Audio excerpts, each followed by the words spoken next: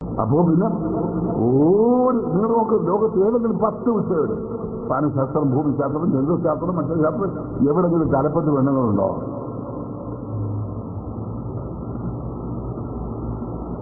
അത് അമേരിക്ക അതിന്റെ പെണ്ണുങ്ങളെ ആകാശത്തോട്ട് അയച്ചാൽ യാറോ എത്ര പെണ്ണ് അയച്ചതുപോലെ തന്നെ വൈകി പിന്നെ ഉണങ്ങി പോടുകയും ചെയ്തു. അയച്ചതുപോലെ വിളിച്ചു പോകുന്നു. എങ്ങോട്ട് നിന്ന് മലക്കുത്തി ആലമാണ്. അത് പറഞ്ഞൂടെ ഹൈദരാബാദും തെറ്റുകാരിക്കും ഒന്നും ഇങ്ങോട്ട് വരണ്ട വഴിക്ക്.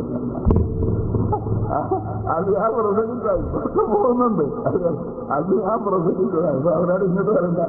അതുപോലെ ആളുകൾ വസ്ത്രം വന്നാൽ വഴിയൊന്നും അടച്ച ഇയാളുടെ പ്രസംഗിച്ച് കളിയാക്കിയതാണ് പ്രിയപ്പെട്ട സഹോദരങ്ങളെ. അപ്പം ഒരൊറ്റ സ്ഥലത്ത് തലപ്പത്ത് പെണ്ണുങ്ങളില്ല. പിന്നെ നിങ്ങൾക്ക് അതിനകത്ത് പെണ്ണുങ്ങൾക്ക് പറയാനുള്ളത് ഭക്ഷണം ഉണ്ടാക്കണം, ഞങ്ങൾ തന്നെ ഉണ്ടാക്കും. അതൊക്കെ പലരും വന്ന് ഭക്ഷണം ഉണ്ടാക്കി തരാനായി ഇപ്പോൾ നമ്മൾ വിചാരിച്ച ആളൊക്കെ. ആ പെണ്ണുങ്ങളുടെ സിദ്ധാന്തം ഒന്ന്, അത് കുഞ്ഞുങ്ങളകത്ത് ഉണ്ടാക്കുന്ന സിദ്ധാന്തം ഇങ്ങനെ നോക്കിയത് പറഞ്ഞിട്ട് വന്നാൽ അതിനെ നോക്കാതെ വിചാരിച്ചാൽ നമുക്ക് ഒരു ചെന്നിവിട്ടല്ല 20 വിട്ടുണ്ടാകും. 20 അത് അവരത് നിങ്ങൾ എത്ര അല്ലേ അതിന് ഓരോന്നൊക്കെ അരി കൊടുക്കുന്ന അരി കൊടുത്ത് വെച്ച് കൊടുത്ത് അങ്ങോട്ട് അങ്ങോട്ട് ഓടിച്ചു എല്ലാം ചെയ്തുകൊണ്ട് അവർ കാര്യം ഭർത്താവിന്റെ ഇഷ്ടത്തിനും വിരുന്നുകാരെ സൽക്കരിക്കാനല്ല അത് അവർക്കൊരു വലിയ കഴിവാണ്. അത് നമ്മൾ വിചാരിച്ചാൽ അങ്ങനെ ഒരു സ്ഥലത്ത് മാത്രം മുൻതൂക്കം പെണ്ണ്. പക്ഷെ അവിടെ എനിക്കൊരു ചെറിയൊരു ഫലമുണ്ട്. ഉപഭോക്താക്കളിൽ തിന്നുന്ന ആൾക്കാർ 10-15 ആളെ ആകാവും.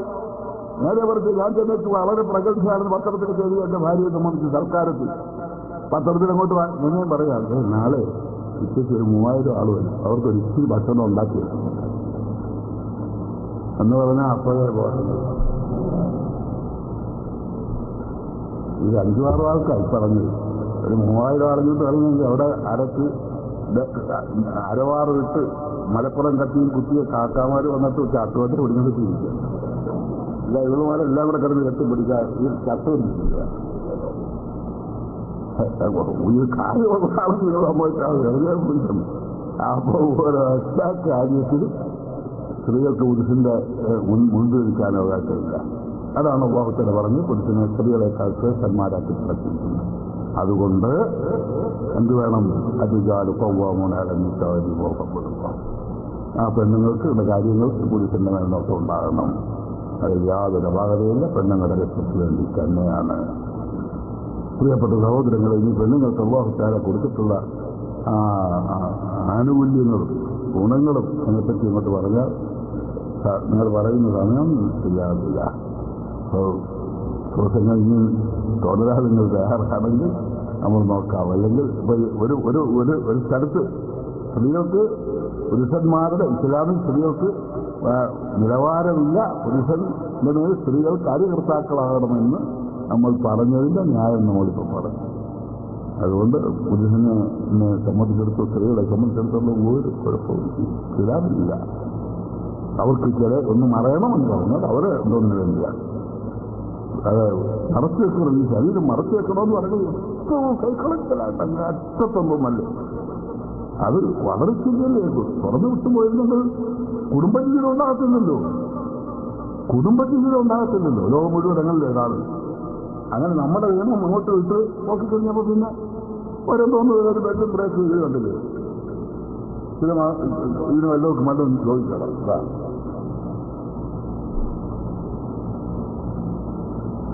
92% യുവതികൾ വിവാഹത്തിന് മുമ്പ് ഗർഭം ധരിക്കുന്നു.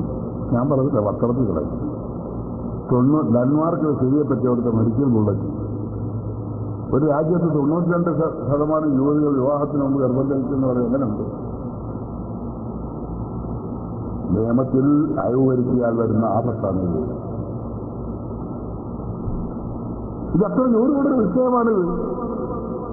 ഈ കേൾക്കൂ, നിങ്ങൾ അറിയുമോ നിയമവിരുദ്ധമായി ജനിക്കുന്ന സന്താനങ്ങളുടെ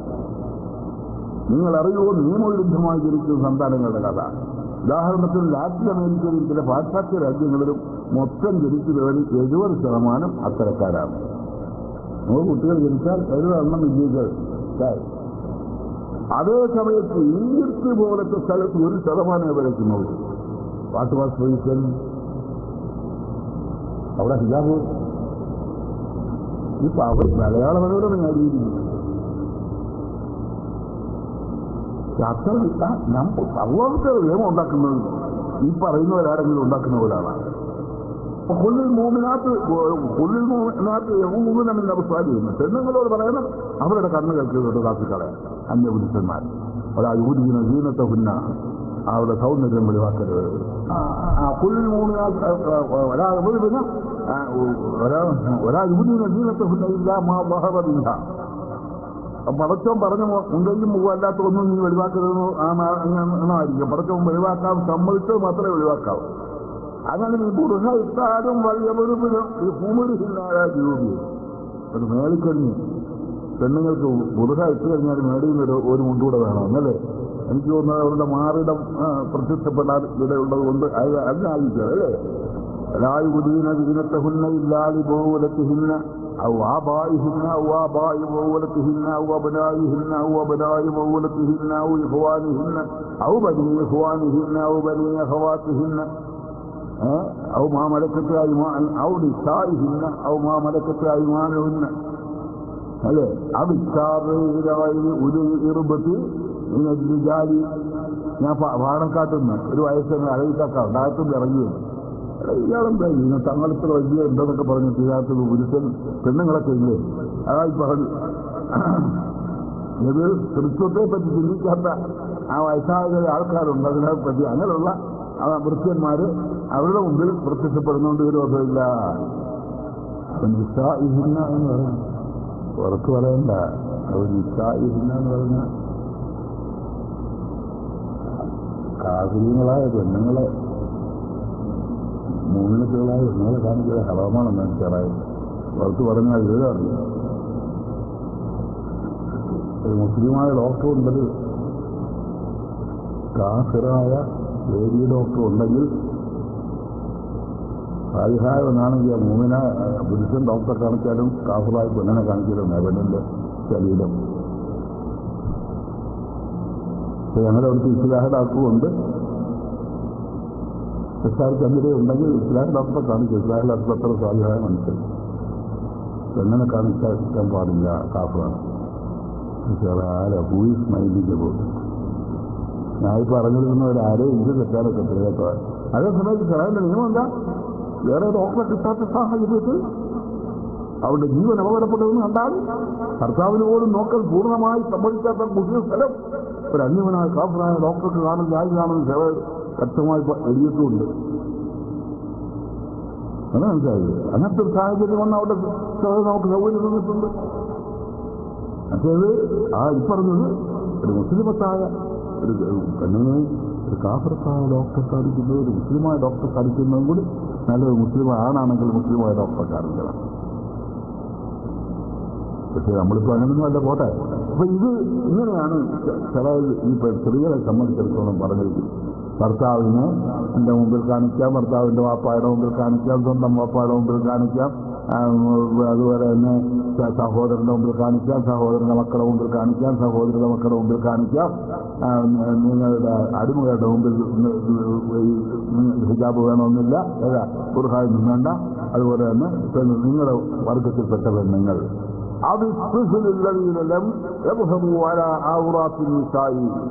ചരിത്രത്തിന്റെ രഹസ്യം അറിയാൻ വയ്യാത്ത കുട്ടികളുടെ മുമ്പിലും അല്ലാതെ നിന്റെ സൗന്ദര്യം വെളിവാക്കരുത്.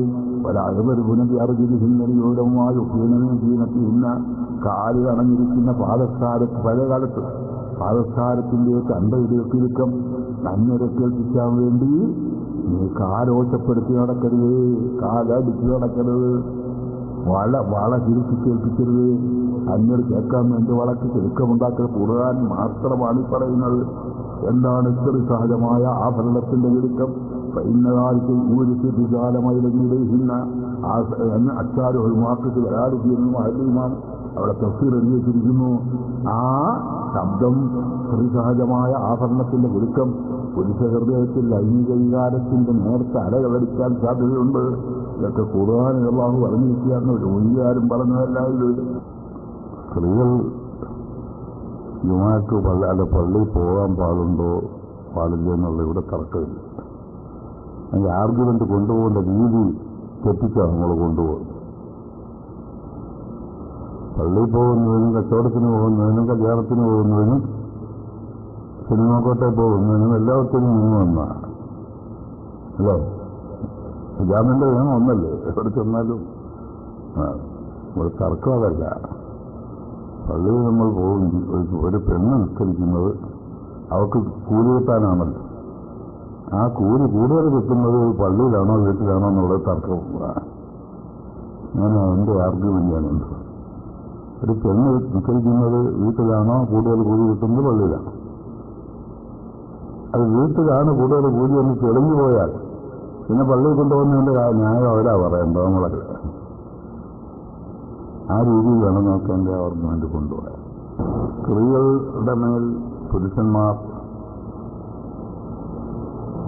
നിയന്ത്രണാധികാരമുള്ളവരാണെന്ന് ഖുർആൻ പറഞ്ഞു. അധികാരം കൊവ്വാമൂനാരംഭിച്ചാൽ അതിന് കാരണവും അവിടെ തന്നെ പറഞ്ഞു.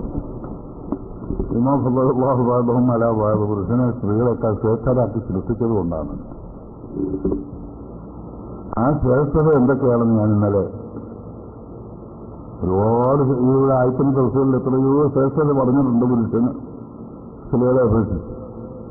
അതൊന്നും ഇപ്പോൾ നമുക്ക് പ്രസക്തമല്ല. നമ്മൾക്കിത് എതിർക്കാൻ വയ്യാത്ത ചില ശ്രേഷ്ഠതകൾ അതിൽപ്പെട്ടതാണെന്ന് നമ്മൾ പറഞ്ഞ ബുദ്ധി, ധൈര്യം, ആരോഗ്യം ഇങ്ങനെയുള്ള വിഷയങ്ങൾ പറഞ്ഞു. അങ്ങനെ പറഞ്ഞ് പുരുഷന്മാർക്ക് സ്ത്രീകളെ അപേക്ഷിച്ച് ഒരുപാട് വ്യത്യാസങ്ങളുണ്ട്. ധൈര്യം പുരുഷന് സ്ത്രീകളെ പോലെ ഉണ്ടാകാത്തതിന് കാരണം പറഞ്ഞ രക്തത്തിന്റെ സെല്ലുകൾ പുരുഷനെ അപേക്ഷിച്ച് സ്ത്രീകൾക്ക് കുറവാണെന്നുള്ളത് ഗവേഷണ റിസൾട്ടാണ്.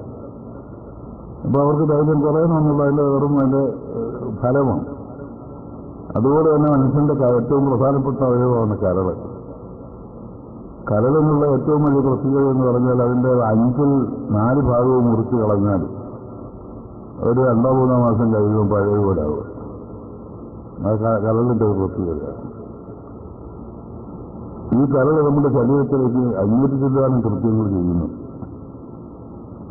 കരൾ ഉൽപ്പാദിപ്പിക്കുന്ന ഉൽപ്പന്നങ്ങൾ ഫാക്ടറി മുഖേന ഉൽപ്പാദിപ്പിക്കാമെന്ന് വിചാരിച്ചാൽ ന്യൂയോർക്ക് പട്ടണം മുഴുവൻ കെട്ടിടം ഉണ്ടാക്കണമെന്ന്. അത്ര വലിയ ജോലിയായി കരൾ ചെയ്യുന്നത്. ആ കരള് പുരുഷനും സ്ത്രീയും കൂടെ നോക്കി 250 ഗ്രാം കരൾ പുരുഷന് അപേക്ഷിച്ച് സ്ത്രീക്ക് ഭാരം കുറവായി. എത്ര വലിയ തടിക്കുകയാണെങ്കിൽ അവിടെ കരളെടുത്ത് നോക്കിയാൽ പുരുഷന്റെ കരളിന്റെ തൂക്കം കിട്ടും.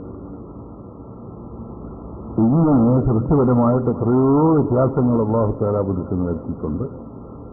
ഇത്തരം കാര്യങ്ങൾ കുറവുള്ള സ്ത്രീകളുടെ കാര്യങ്ങൾക്ക് പുരുഷന്റെ മേൽനോട്ടം ഉണ്ടാകണം. അത് ഞാൻ ഇന്നലെ നിങ്ങളോട് പറഞ്ഞു. കുട്ടികളെ സംബന്ധിച്ച് അവരുടെ സുരക്ഷിതത്വത്തിന് രക്ഷകർത്താവിന്റെ മേൽനോട്ടം വേണം. അതെന്നെ എവിടെയും പറയാറുണ്ട്. പക്ഷേ കുട്ടിക്ക് രക്ഷകർത്താവ് വേണമെന്നുള്ളത് സ്ഥൂലമാണ്, നമുക്ക് പെട്ടെന്ന് മനസ്സിലാവും. ഒരു സ്ത്രീക്ക് മേൽനോട്ടത്തിന് ആൾ വേണമെന്നുള്ളത് അല്പം സൂക്ഷ്മമാണ്. അത്രേ ഉള്ളൂ. പിന്നെ അവിടെ നമ്മൾ പറയുന്നത് ആ സ്ത്രീക്ക് ഇങ്ങനെ കുറെ കഴിവുകൾ കുറച്ച് വെച്ചുകൊണ്ടുള്ള അടിമകളോ അക്ഷരങ്ങളോ നിരാരംഭരോ ആക്കി വയ്ക്കാനുള്ള ഒരു പോക്കാണോ ഇസ്ലാമിന്റെ നിയമം പോയിരിക്കുന്നത് എന്ന് ഒരു പക്ഷേ ചിന്തിച്ചാൽ അങ്ങനെയല്ല. എല്ലാ മേന്മകളും മതിപ്പും സ്ത്രീകൾക്കാണ് ഖുർആൻ നൽകുന്നത്. ഭക്ഷണത്തിന്റെ കാര്യം തന്നെ എടുത്താൽ ഒരു പിടി ചോറ് ഒരാളുടെ വരും, 2 പിടിയില്ല. എത്രയേ ഉള്ളൂ നമ്മുടെ. ഉമ്മയുണ്ട്, ഭാര്യയുണ്ട്, മേഖലായ കുട്ടിയുണ്ട്, മേഖലായ കൊച്ചു കുട്ടി. ആ ഒരു പിടി ചോറ് ഉപയോഗിക്കേണ്ട ക്രമം ഏതാണെന്ന് അത് നമ്മളെ വിശ്വസ് പറഞ്ഞിട്ടുണ്ട് അല്ലേ? ആദ്യം അവൻ തന്നെ അവൻ നിൽക്കണമല്ലോ. അവന് ഒരു പിടി ഉള്ളെങ്കിൽ അവന്റെ ജീവനാ പോകുന്നെങ്കിൽ അവൻ കഴിക്കണം. അവന്റെ ജീവനുണ്ടെങ്കിൽ കഥയൊക്കെ പറഞ്ഞിട്ട് കാര്യമുള്ളൂ. അത് കഴിഞ്ഞു ഇതൊരു പിടിയുണ്ടെങ്കിൽ കൊച്ചു കുട്ടിയുണ്ടെങ്കിൽ അവർക്ക് കൊടുക്കും. ഈ പ്രായമുള്ള മക്കളും ഉമ്മയും ഭാര്യയാവും. ഉമ്മയെ മാറ്റി നിർത്തിക്കൊണ്ട് ഭാര്യയ്ക്ക് കൊടുക്കണം ആ ബാക്കി 3ാമത്തെ പിടി. എങ്ങനെയുണ്ട് ഭാര്യ? ഇസ്ലാമിൽ ഭാര്യയ്ക്ക് ആ കൊച്ചു കാര്യങ്ങൾ കൊണ്ട് നമ്മൾ എടുത്താൽ ബാക്കിയുള്ള കാര്യങ്ങൾ ഒരൊറ്റ മതനിയമത്തിൽ കാണുകയില്ല. ഒരു കൊല്ലത്തിൽ മിനിമം ഇത്ര ഡ്രസ് കൊടുക്കണം, പാദരക്ഷ കൊടുക്കണം, കൊടുക്കുന്നുണ്ടായിരിക്കും. പക്ഷെ നിയമത്തിൽ എഴുതി വെച്ചിരിക്കുന്നത് ഇസ്ലാമിലെ അത് കൊടുക്കുന്നുണ്ടായിരിക്കും. പാദരക്ഷ കൊടുക്കണം, ചൂട് കാലത്ത് തണുപ്പ് കാലത്ത് പുറയ്ക്കാറുണ്ട് ചൂടിനുള്ള സ്ഥലങ്ങൾ കൊടുക്കണം. ഇങ്ങനെ അവർക്ക് കൊടുക്കേണ്ട രീതികൾ കൃത്യമായി രേഖപ്പെടുത്തിയിരിക്കുന്ന ഒരു ഇസ്ലാമിൽ മാത്രമാണ്. അങ്ങനെ വന്നവര് ഭാര്യഭർത്താക്കളായി കഴിഞ്ഞുകൂടുന്ന അവസരത്തിൽ അവർക്കുണ്ടാകുന്ന പരമ്പര അത് പുഷ്പിക്കുന്നത് ഭാര്യയിൽ കൂടിയാണ്. അവർ ഗർഭിണിയായാൽ അതിലോടുന്ന നിയമം വളർന്നു. ഗർഭിണിയായ എന്റെ സംരക്ഷണം അങ്ങനെ പ്രസവിച്ചാൽ ആ കുട്ടിക്ക് മുലപ്പാൽ കൊടുക്കുന്നതിനുള്ള ചുമതല കൂടി ഭർത്താവിന് നിശ്ചിതമാണ്. മുലപ്പാൽ കൊടുത്താൽ നമുക്ക് ബാധ്യതയില്ല. മുലപ്പാൽ കൊടുത്തേച്ച് അത് വീഴ്ച പൈസ വീഴ്ചാൽ ഭർത്താവ് എന്നെയും കൊടുക്കണം. ഞാൻ കുട്ടിക്ക് മുലപ്പാൽ കൊടുക്കാൻ ഇത്ര മാസം വേണമെന്ന് പറഞ്ഞാൽ അങ്ങ് കൊടുത്തേക്കണം. എന്തുകൊണ്ട് കൊടുത്തില്ലെന്ന് ചോദ്യം ചെയ്യാൻ അധികാരമില്ല. അത്രയും സ്വാതന്ത്ര്യം. സ്വന്തം പ്രസവിച്ച കുഞ്ഞുങ്ങൾക്ക് മുലപ്പാൽ കൊടുക്കാൻ പോലും അവർക്ക് നിർബന്ധമില്ല. അതൊക്കെ ഭർത്താവിന്റെ ചുമതലയില്ലാതിരിക്കുന്നു. ഒരു കോടി രൂപയുടെ സ്വത്തുള്ള പെണ്ണാണെങ്കിലും ഫിത്ർ സക്കാത്ത് കൊടുക്കൽ ഭാര്യയ്ക്ക് നിർബന്ധമുണ്ടോ? ഭർത്താവിന് കഴിയില്ലെങ്കിൽ നമുക്ക് 1 കോടി രൂപയുടെ സ്വത്തുണ്ട്. ഫിത്ർ സക്കാത്ത് അവൾ കൊടുക്കണം. അവളുടെ ഭർത്താവ് ഫക്കീറായി പോയാൽ ഈ ഫിത്ർ സക്കാത്ത് ഭാര്യ കൊടുക്കണോ? കൊടുക്കണ്ട. അവളുടെ മുതലിന്റെ സക്കാത്ത് കൊടുക്കണം. അത് വേറെ കേട്ടാ. സക്കാത്തിൽ ഫിത്ർ അവൾ കൊടുക്കണ്ട. എന്തുകൊണ്ട്? ഫിത്ർ സക്കാത്ത് എന്ന് പറയുന്നത് ശരീരത്തിന്റെ കടവാണ്. ശരീരത്തിനെ സംബന്ധിക്കുന്ന കാര്യം. ശരീരം പൂർണ്ണമായി ഭർത്താവിന്റെ സമർപ്പിച്ചിരിക്കുക. അതിന്റെ അതിന്റെ പൂർണ്ണ ഉത്തരവാദിത്വം ഭർത്താവ് നിശ്ചയിക്കുക. അവന് കഴിവുണ്ട് ഫിത്ർ സക്കാത്ത് പൈസ നമ്മുടെ ഇഷ്ടം പോലെ ഉണ്ടെന്ന് പറഞ്ഞിട്ട് ഭാര്യയുടെ ഇങ്ങനെയുള്ള എല്ലാ ആനുകൂല്യങ്ങളും ഭാര്യയ്ക്ക് പെണ്ണിന്റെ ഭാഗത്തേക്കാണ് ഖുർആൻ തിരിയുന്നത്. അവരുടെ പോക്കിലും വരുന്നുള്ള കാര്യങ്ങൾക്ക് പുരുഷന്റെ മേൽനോട്ടം ഉണ്ടാകണം. കാരണം 2 കാരണങ്ങൾ. ഒന്ന്, ഞാൻ പറഞ്ഞ കഴിവുകൾ കൂടുതൽ അവർക്കാണ്. രണ്ടാമത്തത് ഒബിമാംഫക്കുമിന്നവാലിഹും അവന്റെ സമ്പത്ത് അധ്വാന ഫലത്തിൽ നിന്ന് വേണം അവരുടെ മുഴുവൻ കാര്യങ്ങളും ചെയ്തു പോകാൻ. അപ്പൊ ആ കാരണത്താലും ഈ അവളുടെ നിന്ന് വിധേയമായിരിക്കണം. അപ്പൊ അങ്ങനെയുള്ള ഒരുപാട് കാര്യങ്ങളുണ്ട്. ഈ ഗുണങ്ങളെല്ലാം ഉണ്ടെങ്കിലും ഒരു സ്ത്രീയെ സംബന്ധിച്ചിടത്തോളം ഈ ബഹുഭാഗ്യത്വം എന്ന് പറഞ്ഞത് അത് കടത്തുപോയി. അത് തെറ്റായ കാര്യമല്ല. അവൾ മറ്റൊരു സ്ത്രീയോട് നമ്മൾ പുരുഷൻ ചേർന്നാൽ, ഒരു ഭാര്യ മറ്റൊരു പുരുഷനോട് ചേർന്നാൽ ഭർത്താവിന് ഇഷ്ടപ്പെടുമോ? അതുപോലെ തിരിച്ചു മറ്റോ. അപ്പൊ ഈ ബഹുഭാഗ്യത്വം ഇസ്ലാമിൽ അനുവദിക്കുന്നു പറയുന്നത് തെറ്റല്ല. അത് വളരെ ബാലിശമായൊരു ചോദ്യമാണ്. ഈ ബഹുഭാഗ്യത്വം അനുവദിക്കാത്ത ഭൂമിയിൽ ഏതെങ്കിലും ഒരു മതമുണ്ടോ? ഇസ്ലാം മാത്രം അനുവദിച്ചത് കുറവായി പോയെന്ന് പറഞ്ഞാൽ ഞാൻ ബഹുഭാഗ്യത്വം അനുവദിക്കാത്ത ഭൂമിയിൽ ഏതെങ്കിലും ഒരു മതമുണ്ടോ? ശ്രീകൃഷ്ണന് 16,008 ഭാര്യമാരുണ്ടെന്നാണ്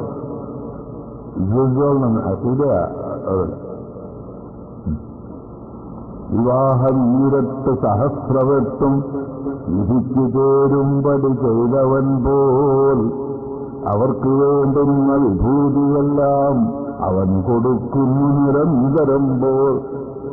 അല്ല, ഈ 16,008 ഭാര്യമാർക്ക് ഓരോ മാസത്തേക്ക് ഒരു കരി ഉപ്പുമുളം മേടിച്ചും കൊടുക്കുക. അന്നു കൊടുക്കുക. അത് അന്നാണ് അവർക്ക് ആവശ്യമുള്ള എല്ലാ ചെലവ് കാര്യങ്ങളും. അപ്പൊ ഇത് ആണ് ബൈബിളിൽ സോളമോന് 900 ഭാര്യമാരുണ്ടായിരുന്നു. അങ്ങനെ ഭാര്യമാരെ കൂടുതൽ അനുവദിക്കാത്ത, ഒന്നിലധികം ഭാര്യമാരെ അനുവദിക്കാത്തതില്ല. പിന്നെ ഖുർആൻ ചെയ്ത ഒരു കാര്യമേ 4 മിനിറ്റുകൾ 4 കൂടാൻ പാടില്ല. ഒരു ഭർത്താവിന്റെ ചെറുത്ത് ഭാര്യയ്ക്ക് ഇത്ര ചെറുത്ത്. നിക്കാഹിന്റെ പറവ് എത്ര? നിക്കാഹിന്റെ പറവ് 5 അല്ലേ? ഗൗജത്ത് സീറ ഷാഹിദാനി ഒന്നുള്ളത്. ഗൗജത്ത് ഷാഹിദാനി സീറ ഒടുങ്ങി. അത് വിട്ടു. ഈ 5 ഫർവ. ഈ ഓരോ ഫർദിലും ചെറുത്തുകളും ഗൗജത്തിന് ഇത്ര ചെറുത്ത്, ഗൗജിന് ഇത്ര ചെറുത്ത് അല്ലേ? ഗൗജത്തിന് എത്ര ഗൗജത്ത് പൊതുവും നിക്കാഹ് വൈദ്യത്തിന് നോയതിഹി വാദമും അഹ്റമീയത്തിൽ ഇതിനകത്ത് മുസ്ലിമത്തായിരിക്കുക അല്ലെങ്കിൽ കിതാബിയത്ത് അങ്ങനെ പറയുന്നു. പുരുഷനുണ്ടല്ലോ ചെറുത്ത്, ഭർത്താവിന്. അവന് ഉള്ള ചെറുത്ത് ഒന്ന് 4 ഭാര്യമാരില്ലാത്തവനായിരിക്കുക. അവന്റെ ചെറുത്ത 4 ഭാര്യമാരുണ്ടാകാൻ പാടില്ല ഭർത്താവിന്. അവൻ 5ാമത്തേലേക്ക് വന്നാൽ അവന് കല്യാണം കഴിക്കാൻ യോഗ്യതല്ല. അത് ചെറുത്തില്ല. അത് മാത്രമല്ല, ഇവന്റെ കീഴിലുള്ള 4 ഭാര്യമാർ ഇപ്പോൾ പുതിയതായി വരുന്ന ഭാര്യയായി പുതിയതായിട്ട് വരാൻ പോകുന്ന പെണ്ണുമായിട്ട് മുഹറമീയത്തുണ്ടാകാൻ പാടില്ല. എന്താന്ന് പറഞ്ഞു, ഒരു പെണ്ണിനെ നമ്മൾ കല്യാണം കഴിക്കാൻ തീരുമാനിച്ചവളും നമ്മുടെ കൂടെ നിൽക്കുന്ന ഭാര്യമാരുടെ ഒരാൾ അവളുമായിട്ട് കത്തൽ ഹറാമാകുന്ന ബന്ധമുണ്ടോ? അതായത് ഒന്നിന് പെണ്ണുമായിട്ട് സങ്കല്പിക്കണം. സങ്കല്പിച്ചാൽ അവരുടെ വിവാഹം നടക്കാൻ വയ്യാത്ത ബന്ധമുണ്ടെങ്കിൽ അവനെ ആ പെണ്ണിന് ഇങ്ങോട്ട് ചേർക്കാൻ പറ്റും. ഉദാഹരണം, ഒരു പെണ്ണിന്റെ കയ്യിലുണ്ട്. ആ പെണ്ണിന്റെ അമ്മയുടെ അനിയത്തി, ഉമ്മയുടെ അനിയത്തി, വെച്ചുമ്മ, പെണ്ണിന്റെ വെച്ചുമ്മ. അവളെ കൂടെ കെട്ടണമെന്ന് തോന്നിയാൽ നടക്കത്തില്ല. എന്തുകൊണ്ട്? ആ കൊച്ചുമായ ഒരു പുരുഷനായിട്ട് സങ്കല്പിച്ചാൽ പെൺകുട്ടിയുടെ നേരെ അമ്മാവനായിട്ടാണ് അവർ നമ്മൾ കല്യാണം നടക്കത്തില്ല.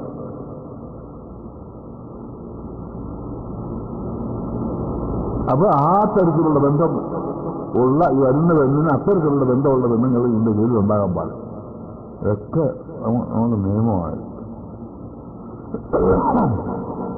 അങ്ങനെ പറഞ്ഞ കൂട്ടത്തിൽ അപ്പം 4 മിനിറ്റ് കളഞ്ഞു നമ്മൾ. 5ാമത്തേലേക്ക് പോകാൻ പാടില്ല. അതിന് വിരുദ്ധമായി സിംഗപ്പൂരിൽ ഒരു മൗലവി 10 കല്യാണം കഴിച്ചു.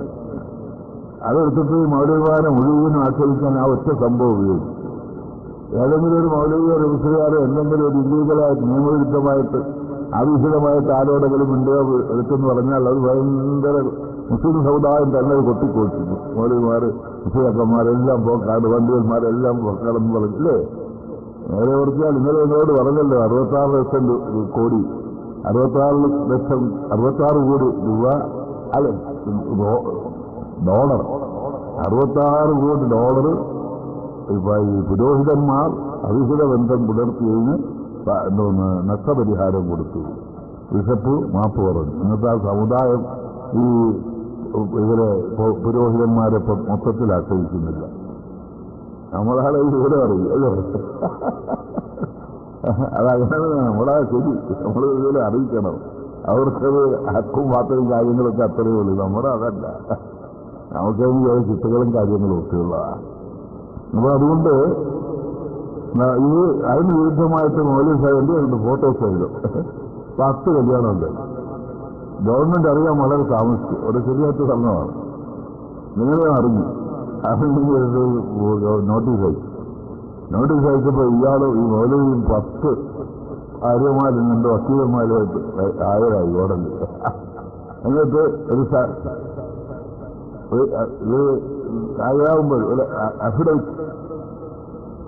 അഫിഡവിറ്റ് സത്യവാങ്മൂലം, ഒരു സത്യവാങ്മൂലമുണ്ട് പെണ്ണുങ്ങളുടെ വകയായിട്ട്. ഞങ്ങൾ 10 പേര് ഈ ഭർത്താവിനെ കൊണ്ട് പൂർണ്ണ തീർപ്പ് തരാം, യാതൊരു ബുദ്ധിമുട്ടും കാണിക്കില്ല, അതുകൊണ്ട് ഈ കേസ് വിട്ടു ചെയ്യണമെന്ന്. നിങ്ങളെല്ലാം പറയാനില്ല. ഓരോ പറയുള്ളൂ. അതെല്ലാം മേടിച്ചവിടെ വെച്ചു ആദ്യമായിട്ട് മൗലവി ഇങ്ങോട്ട് വിളിച്ചു 5000 3 കൊല്ലം കടലോ 5000 അമേരിക്കൻ ഡോളർ വിളിച്ചു. ഇനി ആദ്യത്തെ 4 ഭാര്യമാരുണ്ട്, 1, 2, 3, 4. അവരെ ഇങ്ങോട്ട് മാറ്റി നിർത്തിയിട്ട് മറ്റ് 6 പേർക്ക് ഇല്ല കൂറ്റം പഴകി കിട്ടുമ്പോൾ. പിന്നെ ആദ്യത്തെ 4 ഭാര്യമാരുണ്ട്, അവളുമാരെ വെറുതെ കിട്ടില്ല. ഓരോ മാസം വെറും തടവ് $500. എന്താ കാരണം? സത്യാമൂലത്തിൽ ഒപ്പിട്ടത്. ഇത് കൊടും തെറ്റിന് അവള് ശരി, അതിന് അവർക്ക് ശരിയായിരുന്നു. ഇപ്പം സംഭവം ഇയാൾ ശരിയെത്ത്. അപ്പൊ ശരിയെത്തിൽ ഇത്ര കെട്ടണമെന്നുണ്ട്, ആരെ കെട്ടണമെന്നുണ്ട്, ആരെ കെട്ടാൻ പാടില്ലെന്നുണ്ട്, ഇതൊക്കെ നിയമമുണ്ട്. ഇല്ലേ? സത്യമുത്തായാലും ഉമ്മഹാത്തുക്കും വരാത്തുക്കും വാഹവാത്തുക്കും വാഹമാത്തുക്കും വഹാലാത്തുക്കും വനാത്തുൽ അഹി വനാത്തുൽ ലുഹുത്തി ഉമ്മഹാത്തുക്കും ഇല്ലാത്തി അവലക്കും വാഹവാത്തുക്കും മിനറവായത്തി ഉമ്മഹാത്ത് നിസായിക്കും. ഇല്ലേ? തെറ്റുവെന്നപ്പോ പറഞ്ഞതിനാ റബായി ബുക്കുമില്ലാത്തി ജോലിക്കും നിസായിക്കും ഇല്ലാത്തി ദഹൽത്തും ബിഹിന്ന വെള്ളം തക്കുവിനും ദഹൽത്തും ബിഹിന്ന പരാജുലാഹലയിക്കും. പിന്നെ വഹലായിലും അബനാഹില്ലതിന് അന്നസ്വരാദിക്കും അന്തജമാവോ വയലുഹുത്രയിലും ഇല്ലാമാക്കത് സരഫേന്ന് എത്താൻ പാടില്ലാത്ത പെണ്ണുങ്ങളെ അങ്ങനെ പറഞ്ഞു. അതിൽ 2 സഹോദരിമാര് ഒന്നിച്ച് മുഹറമത്തായ ഒന്നിച്ചു കൂട്ടാൻ പാടില്ല എന്ന് പറഞ്ഞു. ഭാര്യയുടെ ആദ്യത്തെ കുട്ടികളുള്ളവാളെ കെട്ടാൻ പാടില്ല. എപ്പോഴും അവളുമായി ആ ഭാര്യയുമായി സംയോഗം ഉണ്ടായെങ്കിൽ, അതിനിപ്പോ ഇവിടുത്തെ തഫ്സീറിലൊക്കെ സംയോഗം ഉണ്ടാകുന്നതിന് അവരെ സ്പർശിച്ചിട്ടുണ്ടെങ്കിൽ സ്പർശിക്കും. മസ്തമ്മ അതിനകത്ത് ഉപയോഗിക്കുന്നു ഖുർആനില്. അപ്പൊ ഇവരെല്ലാം സ്പർശിച്ചിട്ടുണ്ടെങ്കിൽ അർത്ഥം വരും. മസ്തന് സ്പർശിക്കുന്നല്ലേ, അതുപോലെ പലമാത്ത വഫാഹുന്നൽ ബൗത്ത് എന്ന് പറഞ്ഞ മരിച്ചതങ്ങോട്ട് അർത്ഥം വെച്ച് വേറെ ഞാൻ അർത്ഥം വെച്ചതിപ്പോ കുഴപ്പം തരുന്നു. എന്നതുപോലെ മസ്തനല്ല, വസ്തു തൊടുക എന്ന് പറഞ്ഞാൽ അവളെ തൊട്ടിട്ടില്ലെങ്കിൽ അപ്പം ആ ഭാര്യ ഇത് യുദ്ധ ആചരിക്കേണ്ടി വരും. അവൾക്ക് യുദ്ധ നിർബന്ധമില്ല. അവളെ തൊടുന്നില്ലെങ്കിൽ, അവളെ തൊടാതിരുന്നാൽ അവൾക്ക് പിന്നെ യുദ്ധ നിർബന്ധമില്ല. അപ്പൊ കല്യാണം കഴിച്ച് മാലയിടുമല്ലോ, മാലയിടുന്ന അവസരത്തിൽ അവിടെ കയ്യിലെ കാലയിലോ ഒന്ന് മുട്ടിപ്പോയെങ്കിൽ പിന്നെ അവർക്ക് യുദ്ധ നിർബന്ധമാണെന്നാ വരാൻ പോകുന്നു. അപ്പൊ ദൂരെ നിന്നുകൊണ്ട് മാല അങ്ങോട്ട് എറിഞ്ഞു കൊടുക്കണം. നേരത്തെ മുട്ടിപ്പോയെങ്കിൽ യുദ്ധം വേണം. വളരെ മനസ്സിലായില്ലേ?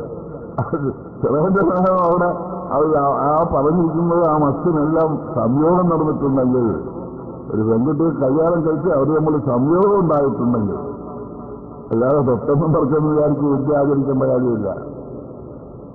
സംയോഗം ഉണ്ടായിട്ടുണ്ടെങ്കിൽ വിദ്യ വേണം. തലാഖിന്റെ വിദ്യയായി പറയും. മൗത്തിന്റെ വിദ്യക്ക് ഒന്നുമില്ല. മുജറദ് നിക്കാഹ് കൊണ്ട് വിദ്യ നിർബന്ധമാണ്. അത് നിക്കാഹ് മാത്രം മതി. അല്ലേ? തെറ്റുവല്ലാതെ ചോദിക്കണം. കാരണം 55 കൊല്ലം മുമ്പ് കിട്ടാൻ പോയതാണ്. പിന്നെ മറിച്ചു പോയി നിങ്ങളൊക്കെ ഒന്ന് നടന്ന് ഇപ്പോഴും ചെറുതായിപ്പോഴും ഇയാളെത്ര വലിയ വീരന്മാരൊന്നും ആകണ്ട എന്റെ മുമ്പിൽ. മുതലിസന്മാരാണല്ലോ, എന്തെങ്കിലും വിവരമുള്ളവർക്കല്ലോ. പിന്നെ ഞങ്ങൾ തീരുവില്ലെന്നല്ല വല്ലപ്പോഴും വാന്ന് പറയുന്നതൊക്കെ പറയേണ്ടി വരുമല്ലോ. അതുകൊണ്ട് ഓർക്കുക, അല്ലെങ്കിൽ ഒരു ഓർമ്മ നിൽക്കട്ടെ. അപ്പൊ അങ്ങനെ ഈ പറഞ്ഞ പെണ്ണുങ്ങളെ ഒന്നും കെട്ടാൻ പാടില്ല. 2 സഹോദരിമാരെ ഒന്നിക്കാൻ പാടില്ല. അപ്പോഴാണ് പത്രത്തിൽ വായിച്ചവിടെ തിരുനെല്ലിയിൽ ഒരു ബ്രാഹ്മണ സുഹൃത്തിന് 3 പെൺപിള്ളാരുണ്ട്, മെഡിക്കലാണ്. അയാൾ അവിടുത്തെ ആ ടൗണിൽ ഒരു വലിയ കോടീശ്വരനാണ്. അയാളുടെ ഒരു മകനെ കണ്ടിട്ട് പറഞ്ഞു, എനിക്ക് 3 പെൺപിള്ളാരുണ്ട്, ആ 3 പെൺപിള്ളാരെയും കൂടെ അങ്ങനെ കല്യാണം കഴിക്കണം. ആയിക്കോട്ടെ സമ്മതിച്ചു. ഈ 3 ബന്ധങ്ങളെ കൂടെ ഒരു ബന്ധം വെച്ച് ഒരേ സമയത്ത് മാലയിട്ട് കല്യാണം കഴിച്ച് സ്വീകരിച്ചുകൊണ്ടുപോയി. അതാണ് ഖുർആൻ നിശ്ചയിച്ചത്. അന്തജ്മഉബൈനൽ ഖുത്തൈനി, 2 സഹോദരിമാരുടെ ഒരുമിച്ച് കൂട്ടാൻ പാടില്ല. അപ്പോൾ ആരെ കെട്ടണം, എത്ര കെട്ടണം, എങ്ങനെ കെട്ടണം എന്നൊക്കെ നിയമം ഇസ്ലാമിലേ ഉള്ളൂ. പക്ഷെ എങ്ങനെ കെട്ടണം, എത്ര കെട്ടണം എന്ന് യാതൊരു കണക്കുമില്ല. നിങ്ങൾ പത്രത്തിൽ വന്നത് നിങ്ങളുടെ ഓർമ്മയിലില്ലെങ്കിലും പത്രത്തിന്റെ ഫയലിലുണ്ട്. എന്നാൽ വിവാഹത്തിൽ ജയിച്ചിറക്കാൻ 59 ഭാര്യമാരുടെ എണ്ണം 89. ഒരുപക്ഷെ ഇന്ത്യയിൽ ഏറ്റവും കൂടുതൽ വിവാഹം നടത്തിയത് ഒറീസായിലെ ഒറായി ഗ്രാമത്തിലെ ഉദയദാസ് എന്ന മനുഷ്യനാണ്. പത്രത്തിൽ ആ റിപ്പോർട്ട് ഞാൻ വായിക്കുക. അദ്ദേഹത്തിന് 59 ഭാര്യമാരിൽ 50 പേരും വിവാഹമോചനം നേടി പോയിട്ടുള്ളതാണ്. ബാക്കിയുള്ളവർ ഇപ്പൊ അദ്ദേഹത്തിന്റെ കൂടെ ഉണ്ട്. ഈ എന്നാൽ അവരല്ല എന്റെ രസം. ഒരു വിദ്യ അങ്ങനെ എഴുതുന്നല്ല. ഈ 89 വിവാഹവും മതമന്ത്രം ചൊല്ലി മതനിയമപ്രകാരം നടത്തി മാതൃഭൂമിയായി എഴുതിയത്. ഈ 89 കല്യാണവും മതനിയമപ്രകാരം നടത്തിയെന്നായി പറയും. അവിടെ അണ്ടർലൈൻ അല്ലേ? അപ്പം മതം അനുഭവിച്ചു എന്നാണ് പറയും. അത് ചോദിച്ച് ശരീരത്തിൽ സംഭവിച്ചിട്ടില്ല. നമ്മുടെ പേരൂർക്കട ഒരു ഹരിജൻ നേതാവ് സന്താർ സിംഹത്തിനെ പോലേക്ക് ആളുകാർ വെക്കും. മൂപ്പർക്ക് 26 ഭാര്യമാർ.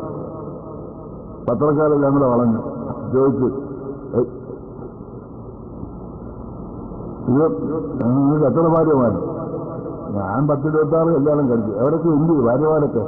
5-6 എണ്ണം തല്ലു മേടിച്ച് ചത്തുപോയി.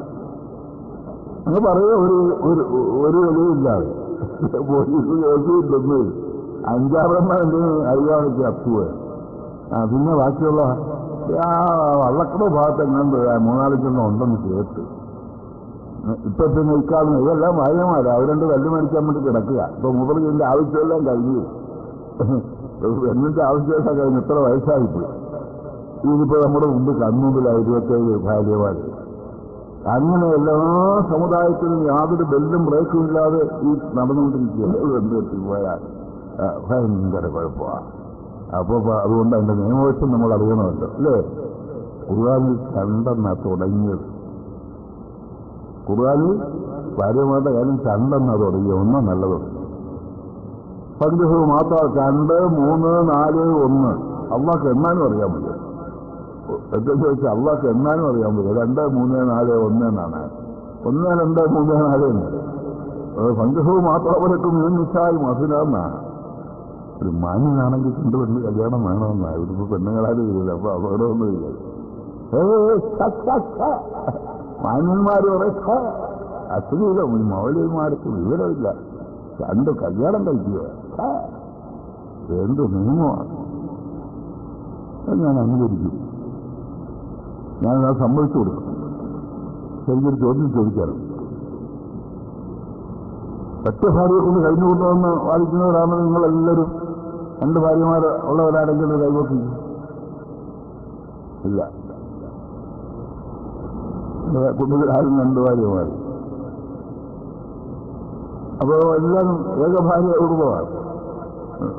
ഒന്നുമില്ല അല്ലേ? ഞാൻ ചോദിക്കട്ടെ, കള്ളം പറയരുത്. ഞാനിപ്പം ജഡ്ജിയാണ്. ജഡ്ജിയുടെ മുമ്പ് കള്ളം പറയാൻ പാടില്ല. അവനവന്റെ സ്വന്തം ഭാര്യ, ഏകഭാര്യ, അത് കല്യാണം കഴിഞ്ഞ ഭാര്യ. അവളിൽ മാത്രം നമ്മുടെ വികാരങ്ങളും അഭിലാഷങ്ങളും ആഗ്രഹങ്ങളും ഒറ്റ ഭാര്യയിൽ ഒതുക്കി നിർത്തിക്കൊണ്ട് അന്യ സ്ത്രീയിലേക്ക് ഏകദേശം ചിന്തിക്കുകയോ ശ്രദ്ധിക്കുകയോ ചെയ്യാത്ത ഭർത്താക്കന്മാരെല്ലാം കൈവക്കിക്കുക.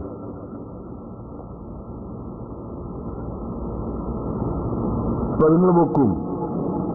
അത് ഇപ്പോഴത്തെക്കാരല്ല. ഇപ്പൊ ഞാനും വെക്ക. കുറച്ച് മുമ്പത്തെ കാര്യമായി പറയും.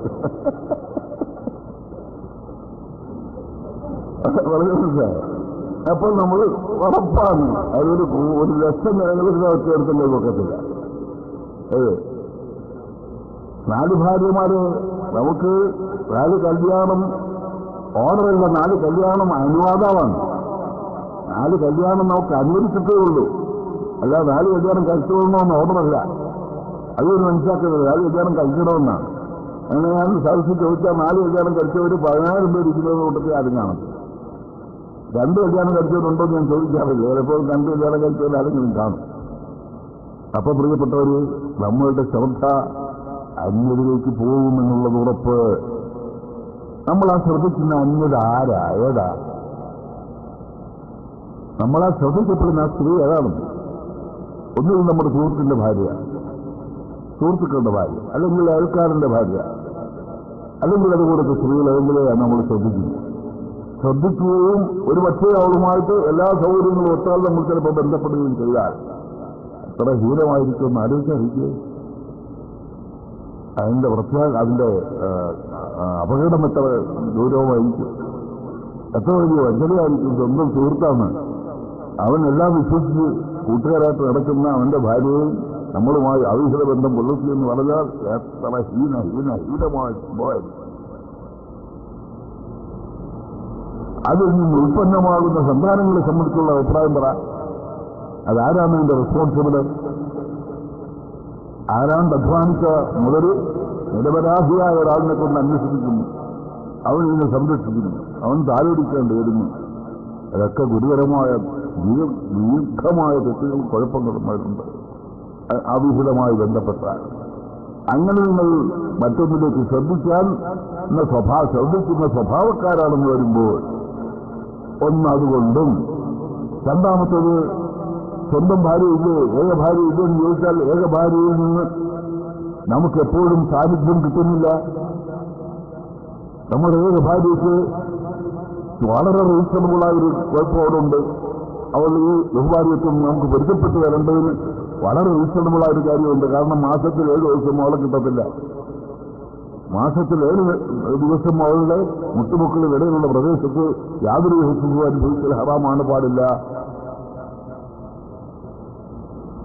അവളൊരു പ്രസവത്തിന് അങ്ങോട്ട് പോയി കഴിഞ്ഞാൽ ചില സ്ത്രീകൾക്ക് മാസത്തിൽ 15 ദിവസം ഹൈബ, 15 ദിവസം ഹൈബ വരികയാണെങ്കിൽ ഒരു മാസത്തിൽ 15 ദിവസം മാത്രമേ ഭർത്താവിന് ഭാര്യയുടെ സാന്നിധ്യം അടുപ്പമുണ്ടാകുന്നുള്ളൂ.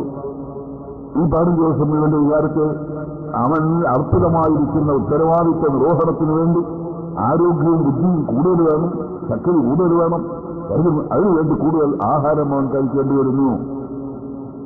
അവരിൽ അർപ്പിതമായിരിക്കുന്ന ഉത്തരവാദിത്വ നിർവഹണത്തിന് വേണ്ടി അവൻ കൂടുതൽ ആഹാരവും ഭക്ഷണവും കഴിക്കേണ്ടി വരുന്നു. അങ്ങനെ ആ കൂടുതൽ കഴിക്കുന്നതിനാൽ ഉത്ഭവിക്കുന്ന വികാരം,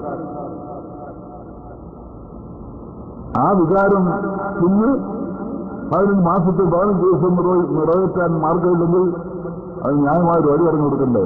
ഇതിനകത്ത് ഒന്നുകൂടി വികാരം അന്വേഷിക്കണം. അത് ഹിതബന്ധം, അതൊരു രാമവിചാരം ശരിയാക്കി സമ്മതിച്ചിട്ടില്ല.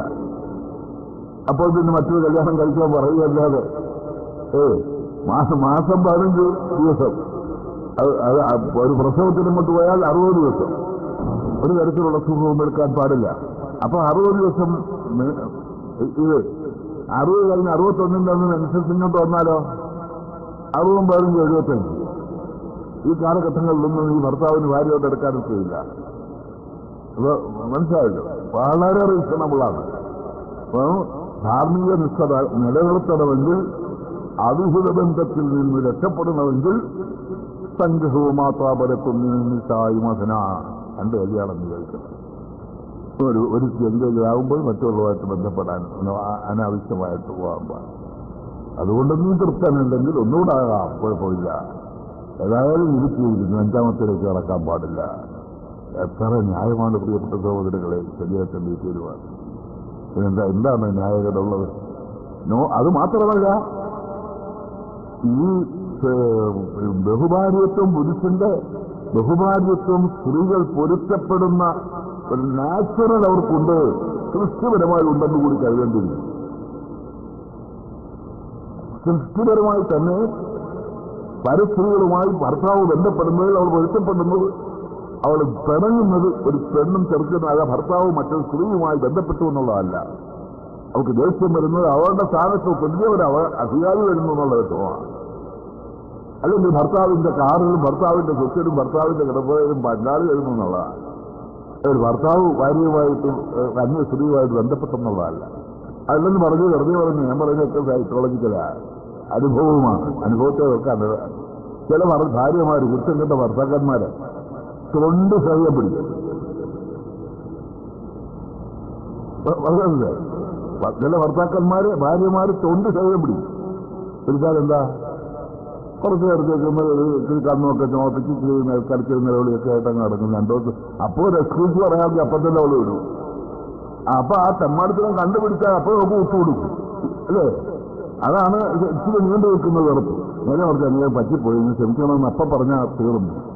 പുരുഷനെങ്ങനാണോ ഭാര്യ ആരെങ്കിലുമായിട്ട് അനാവശ്യമായിട്ട് ബന്ധപ്പെടണ്ടെന്നും നോക്കിയും വേണ്ട, പിന്നെ അവനെ അവളുമായിട്ട് അടുക്കാൻ മനസ്സ് തോന്നത്തില്ല.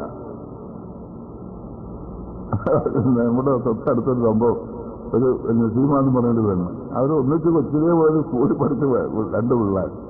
അതിലൊരിച്ച് ഇവള് പോയി കല്യാണം കഴിഞ്ഞ് ഭർത്താവുമായിട്ട് വീട്ടിൽ വന്നെങ്കിൽ തിരിച്ചു പോകുമ്പോൾ ഇവൻ ഏതാണ്ട് സാധനം മേടിച്ചോണ്ട് വരും. ഈ ചെറുപ്പക്കാരൻ ഇവളെ കണ്ട അതേ ശിവ എപ്പോഴല്ലേ പോകാണ്, അതൊക്കെ അറിയില്ലല്ലോ, എന്നൊക്കെ ചെന്നോന്ന് വിവരമെന്ന് ചോദിച്ചു. ഭർത്താവ് കൂടെ നിൽക്കുന്ന പാവം അറിഞ്ഞില്ല. ഏതാ അതിനുശേഷം ആ വിവാഹബന്ധം തന്നെ അടിച്ചു പോകാനിടയായി. അവളെ എന്നും ഹരായിച്ചു. ഇത് നീ എനിക്കറിയാം, പിണങ്ങിയ ഉടനെ പറയും നീ എനിക്കറിയാം, ഞാനോട് ഒരിക്കൽ അവൻ ചോദിച്ചു കേട്ടില്ലേ. ഒന്നുമില്ല, സഹോദര നിർഭരമായ ബന്ധം. കാരണം ഒന്നിച്ച് വളർന്നാൽ പിന്നെ ഈ മറ്റു ബന്ധമൊന്നും ഉണ്ടാകത്തില്ല. ഒന്നിച്ച് ചെറുപ്പം മുതലേ മണ്ണ് വാരി കളിച്ച് വളർന്നു വരുന്ന പിള്ളേരിൽ മറ്റു സംശയം അതാണ് സഹോദരങ്ങളുടെ കയ്യിൽ നിന്നുണ്ടാകാൻ. ഒരു സഹോദരനും ഒരു സഹോദരി ഇവിടെ പ്രസവിച്ചപ്പോൾ തന്നെ അമേരിക്കയിലും ലണ്ടനിലുമായിട്ടങ്ങ് മാറ്റി, അല്ലെങ്കിൽ ചൈനയിലുമായിട്ടങ്ങ് മാറ്റി. രണ്ടുപേരും കണ്ടിട്ടില്ല. അവർ രണ്ടുപേരും കണ്ട അനുരാഗം ഉണ്ടാവും, വിവാഹം കഴിക്കാൻ വെക്കും. ഇനി സഹോദരങ്ങളുടെ ബന്ധം ഉണ്ടാകാത്തതുണ്ടായി. ഒന്നിച്ച് വളരുന്നതാ, ഒന്നിച്ച് വളരുന്ന ഉണ്ടാകും അല്ലേ? ഞാൻ പറയുന്നതൊക്കെ വെറും സൈക്കോളജിക്കലാണ്. അപ്പൊ എന്ന് പറഞ്ഞ പോലെ ഇപ്പൊ എന്താ ഞാനിവിടെ പറഞ്ഞെന്താ നിശ്ചയമാടക. അപ്പൊ അതാണ് ഭർത്താക്കന്മാരുടെ രീതി.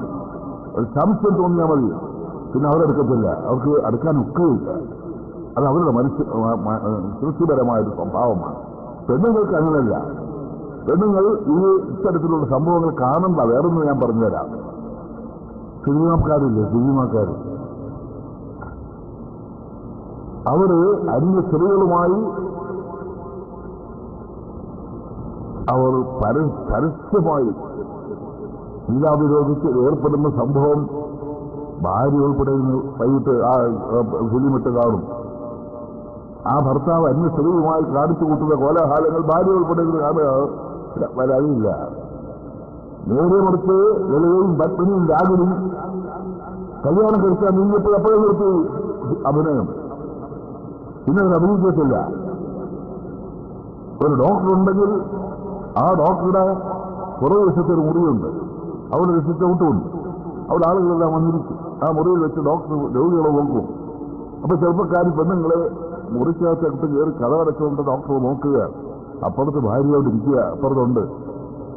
ഈ സ്ത്രീയെ നോക്കുന്നത് അവൾ അറിയുന്നുണ്ട്, പക്ഷേ അവർക്ക് വിഷമൊന്നുമില്ല. തിരിച്ചോ ഡോക്ടർ ആയിക്കഴിഞ്ഞാൽ കല്യാണം കഴിച്ചു കഴിഞ്ഞ് പിന്നെ പുരുഷന്മാരെ നോക്കുക അവൾ വിഷമമില്ല. പെണ്ണുങ്ങൾ പിന്നെ പുരുഷന്മാരെ അത് നോക്കില്ല. അല്ലെങ്കിൽ അത്രമാത്രം വാർദ്ധക്യം വന്നതിന് ശേഷം കാണാൻ നോക്കുന്ന അല്ലാതൊക്കെ. അപ്പം പുരുഷന്റെയും സ്ത്രീയുടെയും നാച്ചുറലാണ്. പുരുഷനിൽ കൂടുതൽ ഭാര്യമാരുമായിട്ട് അവൻ കഴിഞ്ഞുകൂടുന്നതിന് പൊരുത്തപ്പെടുന്ന ഒരു നാച്ചുറലുണ്ട്. ആയിട്ടാണ് പെണ്ണുങ്ങൾ. അത് സൃഷ്ടിപരമായ ഒരു വ്യത്യാസമാണ് എന്ന് കാണാം. വളരെ മനസ്സിലായത്.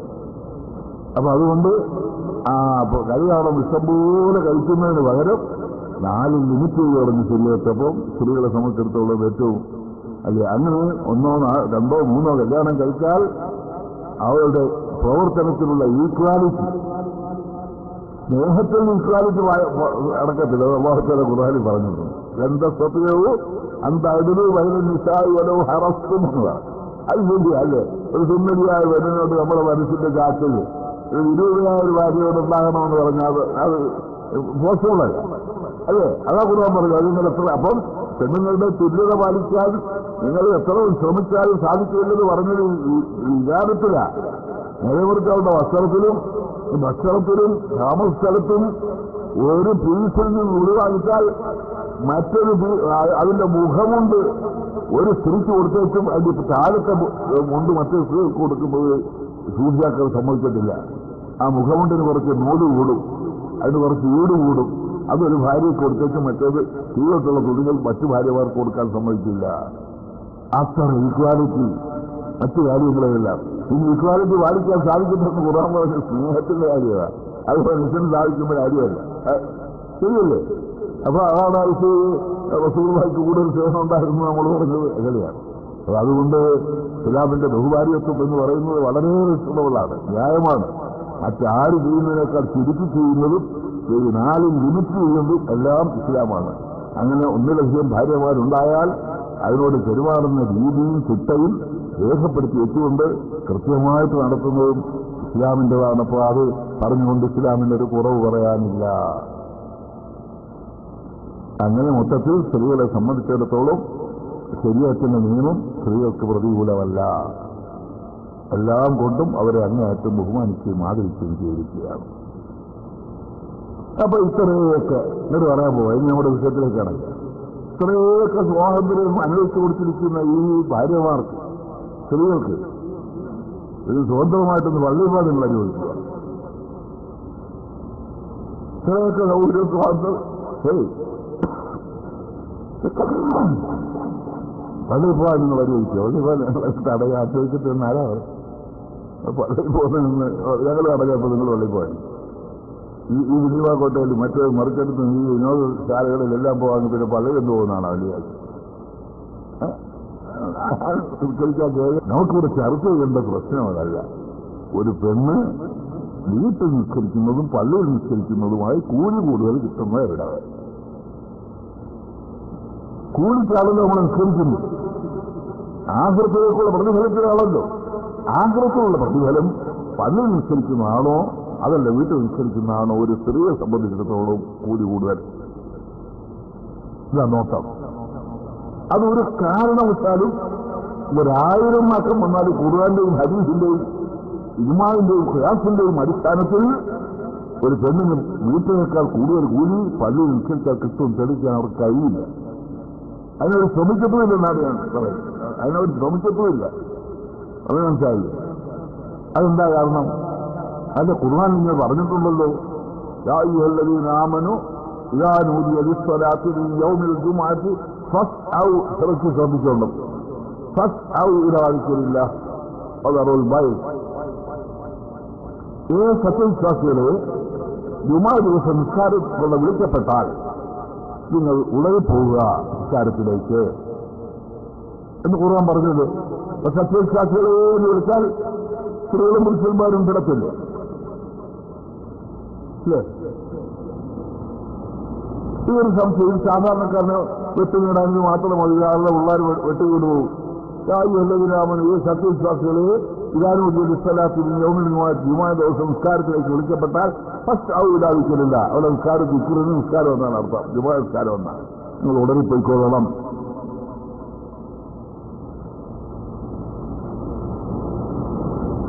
പ്രിയപ്പെട്ട സഹോദരങ്ങളെ, ഇവിടെ എങ്ങനെയാണ് നമ്മൾ മനസ്സിലാക്കേണ്ടത്? ശരിക്കും മനസ്സിലാക്കിക്കോളണം. ക്ലാസ്സാണ്, അതൊന്നുമല്ല. യാ അയ്യുഹല്ലദീന ആമനൂ എന്ന് ഖുർആനിൽ പല രീതിയിൽ ഉപയോഗിക്കുന്നു. ആമനൂന് ആണിനെയും പെണ്ണിനെയും ഉദ്ദേശിച്ചുകൊണ്ട് ആമനോ എന്ന് അല്ലാഹു വിളിച്ചിട്ടുണ്ട്. പുരുഷന്മാരെ മാത്രം ഉദ്ദേശിച്ചുകൊണ്ട് പുരുഷന്മാരെ മാത്രം ഉദ്ദേശിച്ചുകൊണ്ട് ആമനോ എന്ന് അല്ലാഹു വിളിച്ചു. പ്രധാനമായും പുരുഷന്മാരെയും വേറെ സ്ത്രീകൾക്ക് ഇടപെടാം. അങ്ങനെയും ആമനു ഉപയോഗിച്ചിട്ടുണ്ട്. ഇങ്ങനെ 3 വിധത്തിൽ യാ അയ്യുഹല്ലദീന ആമനു എന്ന പദം ഉപയോഗിച്ച് കാണുന്നു. ഇത് നമ്മൾ പറയുന്നതിന്റെ ഫൗണ്ടേഷനാകട്ടോ. അപ്പം ആണെങ്കിലും പെണ്ണിനെയും ഒരുപോലെ ബാധിക്കുന്ന ആമനു ഏതാ? ഒരെണ്ണം പറയാം. യാ അയ്യുഹല്ലദീന ആമനു കുതിബ അലൈക്കുമുസ് സിയാമു കമാ കുതിബ അലല്ലദീന മിൻ ഖബ്ലിക്കും. സത്യവിശ്വാസികളെ നിങ്ങൾക്ക് നോമ്പ് നിർബന്ധമാക്കി. നിങ്ങൾക്ക് മുമ്പുള്ളവർക്ക് നിർബന്ധമാക്കിയതുപോലെ ഇവിടെ ആണിനും പെണ്ണിനും ബാധകമായി ആമനു. അതുപോലെ ഒരുപാട് കാര്യങ്ങളുണ്ട്. ആണിനെ പെണ്ണിനെ ഒരുപോലെ ബാധിക്കുന്ന ആമനു. ആണിനെ മാത്രം ബാധിക്കുന്ന ആമനുണ്ടോ? ഉണ്ട്. യാ അയ്യുഹല്ലദീന ആമനൂ ഇദാ നകഹ്തുമുൽ മുഅ്മിനാത്തി. സത്യവിശ്വാസികളെ മോമിനത്തുകളായ പെണ്ണുങ്ങളെ നിങ്ങൾ കല്യാണം ചെയ്യാൻ എന്നിട്ട് നിങ്ങളവർ തലാക്കുകയും ചെയ്യുക. നിങ്ങൾ തൊട്ടിട്ടില്ല അവരുണ്ട് എന്നല്ല അർത്ഥം. സംയോഗം ചെയ്തിട്ടില്ലെങ്കിൽ സംഭവം തന്നെ അർത്ഥമുണ്ട്.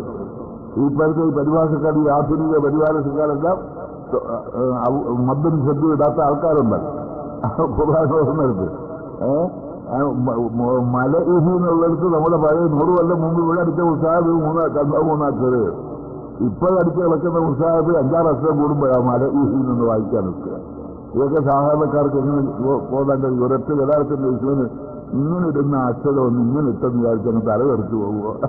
ഇങ്ങനെ ഇടുന്ന ഹർക്കത്തൊന്നും ഇങ്ങനെ ഇട്ടാൽ അല്ലാഹ് എന്നുള്ളത് പഴയ ഉത്സാഹത്തിലെല്ലാം അതുകൊണ്ട് തന്നെ. അപ്പൊ അതല്ല ചുരുക്കം. ഞങ്ങളൊരു പുതിയ ചെയ്യൂ എന്ന് വരണം. അതാണ് ജനങ്ങളുടെ ആഗ്രഹം. അല്ല, കാര്യമല്ല ഇവിടെ.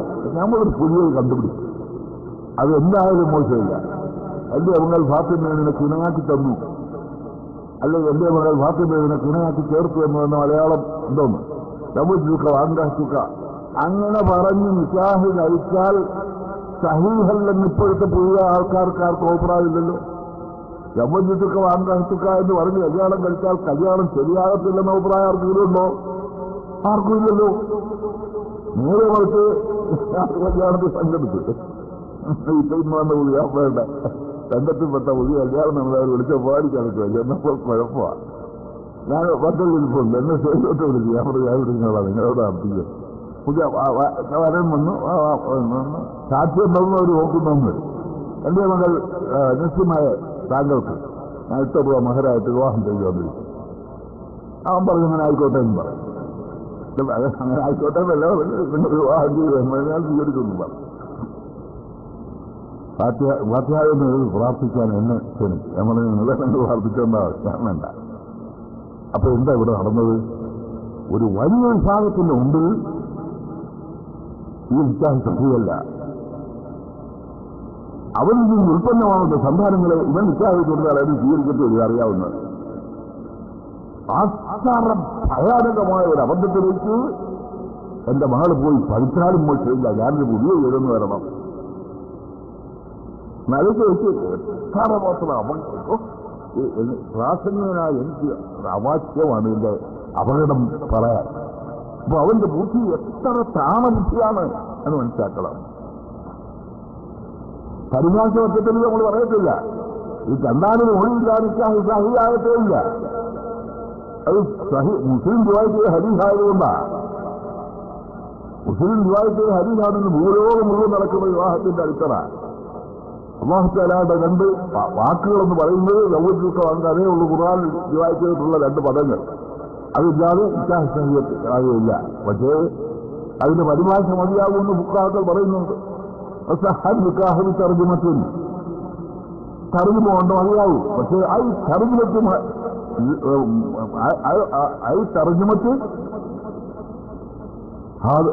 هذا اللفظين بأي لغة ولو ممن يحسن العربية لكن يشترط أن يكون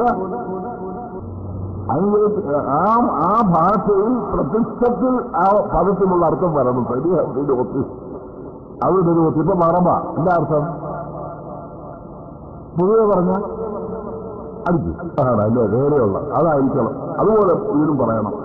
നടബെന്ന് പറഞ്ഞ ഉദാഹരണം പറഞ്ഞില്ലേ, നടബെന്ന് പറഞ്ഞ നടന്നില്ലേ, വെറുതെന്ന് പറഞ്ഞ കണക്ക് കൂട്ടുന്നില്ലേ.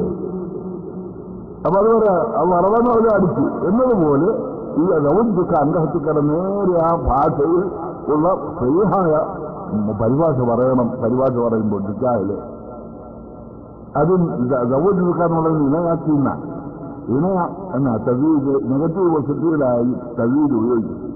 നിക്കാഹിന് പറയാ ചേർത്തുന്ന തനാക്കഹത്തിൽ അസിജാറു മരങ്ങൾ തമ്മിൽ ചേർന്നുന്ന മരങ്ങൾ നമ്മൾ വിവാഹം കഴിച്ചെന്നല്ല അല്ലേ. അപ്പം അതുകൊണ്ട് ആ 2 മൊഴിയുടെ നേരെയുള്ള അർത്ഥം വരണം, അല്ലാതെ മറ്റൊന്നുകൊണ്ട് സഹിയാകുകയില്ല. ഒരൊറ്റ ഉപയോഗമല്ല. ആമനു ലാ യഹല്ലുലക്കും ഏത് സത്യവിശ്വാസികളെ നിങ്ങൾക്ക് ഹലാലല്ല പെണ്ണുങ്ങളെ അനന്തര സ്വത്തായിട്ട് പിടിച്ചെടുക്കാനൊന്നും നിങ്ങൾക്ക് ഹലാലല്ല. ഇത് ആണുങ്ങൾക്ക് മാത്രമല്ല യാമനു എന്ന് പറഞ്ഞു. അത് പെണ്ണുങ്ങൾക്ക് വല്ല ഹാൻഡുണ്ടോ? ഇല്ല. അപ്പം ആണുങ്ങൾക്കും പെണ്ണുങ്ങൾക്കും തുല്യമായിട്ട് ഉപയോഗിക്കുന്ന ആമനുണ്ട്, ആണുങ്ങളെ മാത്രം ഉപയോഗിക്കുന്ന ആമനുണ്ട്. പ്രധാനമായിട്ട് മുസ്ലിംകളെ ഈ സത്യവിശ്വാസികളെ മുസ്ലിംകളുമായിട്ട് യുദ്ധം ചെയ്യണമെന്ന് സത്യവിശ്വാസികളെ എന്ന് വിളിച്ചുകൊണ്ട് പറഞ്ഞിട്ടുണ്ട്. അവിടെ യുദ്ധം ചെയ്യുന്നത് പെണ്ണുങ്ങളല്ല, ആണുങ്ങളാ. പെണ്ണുങ്ങൾക്കും നേരെ അല്ലേ. പെണ്ണുങ്ങൾക്ക് അത്യാവശ്യമുള്ളിടത്ത് ഇടപെടാം. ഉമ്മമാറത്തെന്ന് പറഞ്ഞ ചെറിയ യുദ്ധക്കളത്തിൽ വഹദിൽ വന്ന് റസൂലുള്ളാഹി മുറിവേൽപ്പിച്ച അബ്ദുല്ലാഹ് ബിൻ ഖബീയത്തിൽ 1 പ്രാവശ്യം ആക്രമിച്ച് ആ സമയത്തിൽ അവരുടെ ചുമലിലൊരു മുറിവേറ്റിട്ട് ഒരു കൊല്ലത്തോളം സുഖപ്പെട്ടെന്നൊക്കെ ചരിത്രത്തിലുണ്ടല്ലോ. അപ്പൊ അങ്ങനെ വളരെ സന്നിഗ്ധ ഘട്ടങ്ങളിൽ പെണ്ണുങ്ങൾക്ക് അത്യാവശ്യം ഇടപെടുന്നുണ്ട്, വിരോധമൊന്നുമില്ല എന്നല്ലാതെ. പക്ഷേ ആ കൽപ്പന പുരുഷന്മാരോടാണ് യുദ്ധം ചെയ്യാനുള്ള കൽപ്പന. അപ്പം പ്രധാനമായി പുരുഷന്മാര് ചുരുക്കം പെണ്ണുങ്ങളെ ഉൾക്കൊള്ളിച്ചുകൊണ്ടുള്ള ആമനം. അപ്പൊ 3 തരത്തിലുള്ള ആമനമുണ്ട്. ഈ നമ്മളിപ്പോ യാരി വല്ലതിന് ആമനു ഇതാരൂടിയ സ്ഥലത്ത് യോമിൽ ജുമാഅത്തി എന്ന് പറഞ്ഞ ആമനു എന്തിൽപ്പെടും?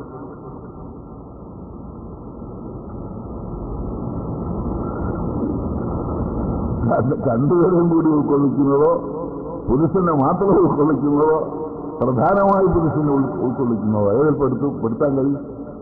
നമ്മളെ ശരിക്കും അനുസരിക്കാനുള്ള പുരുഷനെ മാത്രമാണ് ആ ആമൻ ഉപയോഗിക്കുന്നത്. ആമൻ സത്യവിശ്വാസികളെ ഇറാനൂദ്യ സ്വലാത്ത് ജുമാ ദിവസം നിസ്കാരം കൊണ്ട് വിളിക്കപ്പെട്ട യോമ ജുമാറ്റി ജുമാ ദിവസം ഒരാൾക്കെല്ലാം നിസ്കാരത്തിൽ നിങ്ങൾ ഉടനെ പോകണം. ഒന്നറിയ കച്ചവടമല്ല ശത്രുക്കൾ പെണ്ണുങ്ങളാണ് ശത്രു, ആണുങ്ങളല്ല കച്ചവടം. ആണുങ്ങളല്ലേ കച്ചവടം ചെയ്യാന്ന് പറയും. അപ്പൊ അതുകൊണ്ട് തന്നെ ഒരു നേരിയ സൗകര്യം നമുക്ക് ഇങ്ങോട്ടുണ്ട് അല്ലേ. അത് ചുരുക്കം ഖുർആനാണ്. ഖുർആൻ പറഞ്ഞാൽ ജാമ്യവും മാന്യമാകണം. എന്നിട്ട് എവിടെങ്കിലും ഒരു പെണ്ണ് കച്ചവടം ചെയ്യുന്നുണ്ടെങ്കിൽ അവർക്കും കൂടെ ബാധകമാക്കി കൂട്ട് പറഞ്ഞതെന്ന് പറഞ്ഞത് പറ്റില്ല, അങ്ങനെ വാദിക്കും. എന്നാൽ അത് മാത്രമല്ല ഇതാക്കുമ്പത്ത് ഫണ്ട് സുറൂഹില്ലർലി നിസ്കാരം വീടപ്പെട്ട് കഴിഞ്ഞാൽ ഭൂമിയിൽ പരന്നു പോയിക്കോളൂ. എന്നിട്ട് നിങ്ങൾ ഒബ്തഗൂ ഫളല്ല അല്ലാഹുവിന്റെ ഫളൽ നിങ്ങൾ സമ്പാദിക്കാൻ ഉണ്ടാക്കിക്കോളൂ കുടുംബജീവിതത്തിൽ. അപ്പൊ ഫണ്ട് സുറൂഹില്ലർലിന്ന് പെണ്ണുങ്ങളോട് പറഞ്ഞാൽ ഖുർആൻ പറഞ്ഞിരിക്കുന്നു കർണഭി ഉന്നയിക്കുന്ന വീട്ടുകാരെ തടഞ്ഞൊഴിഞ്ഞു എന്നുള്ളതാണ് നിങ്ങളോട് കൽപ്പന. അത് മറിയത്ത് ആയുധത്തിന് അലാപേക്ക് ലൗലിഹ വലുതുന്ന പെണ്ണുങ്ങൾ വീട്ടിനകത്ത് ഭരണം നടത്താനാണ് ഖുർആൻ പറഞ്ഞിരിക്കുന്നത്. അപ്പൊ ബന്ധസുറു എന്ന് പറയുന്നത് പെണ്ണുങ്ങളെ കൂടി ചേർത്തുകൊണ്ടാണ് ഖുർആൻ പരസ്പരം എടുക്കാത്തത്. ഇല്ല, ഇയാൾ അലങ്ങാത്ത ഇയാൾ ആളില്ല, ചിലവൊന്നും ഉൾക്കൊള്ളുന്നില്ല. പറഞ്ഞോളൂ, പറഞ്ഞ മനസ്സിലായില്ലേ? അത് മനസ്സിലാക്കാൻ കുഴപ്പമൊന്നൊരു പ്രസംഗമൊന്നും അല്ലല്ലോ. അപ്പൊ ആ ബന്ധസുറു പറയുന്നത് ശരിയാകത്തില്ല. ഖുർആൻ പറഞ്ഞിരിക്കുന്ന കർണ വീപുയൂത്തിക്കുന്നതാണ് വീട്ടിനകത്ത് അടങ്ങിയിരിക്കുന്ന ബന്ധങ്ങൾ. ഹദീസും പറഞ്ഞിരിക്കുന്നു ഒന്നറിയത്തോ ആയുധത്തിന് അലാപയ്ക്ക് ലൗലിഹ. എല്ലാ ഓരോ സ്ത്രീകളും പെണ്ണിന്റെ ഭർത്താവിന്റെ വീട്ടിനകത്ത ഭരണാധികാരികളാണ്. അവളുടെ ഭരണത്തെപ്പറ്റി ചോദിക്കപ്പെടും എന്ന് പറയും. അപ്പൊ അത് ആ ഭരണസുഖമില്ലാതെ ഭൂമിയിൽ പരന്നു പോയിക്കോളണം എന്ന കൽപ്പന വന്നപ്പോൾ ഈ ആമനു പെണ്ണുങ്ങൾക്ക് മാത്രമാണെന്ന് മനസ്സിലാക്കാം, ആണുങ്ങൾക്ക് മാത്രമാണെന്ന് മനസ്സിലാക്കാം. അപ്പൊ ഖുർആൻ കൊണ്ട് വലിയ രക്ഷയൊന്നും കിട്ടത്തില്ല. ഏതാ പള്ളിയിൽ പോകുന്ന പെണ്ണുങ്ങൾ പള്ളിയിലോട്ട് പോകുന്നതിനെ സംബന്ധിച്ച് ഖുർആൻ കൊണ്ട് വലിയ രക്ഷയൊന്നും ഇല്ല.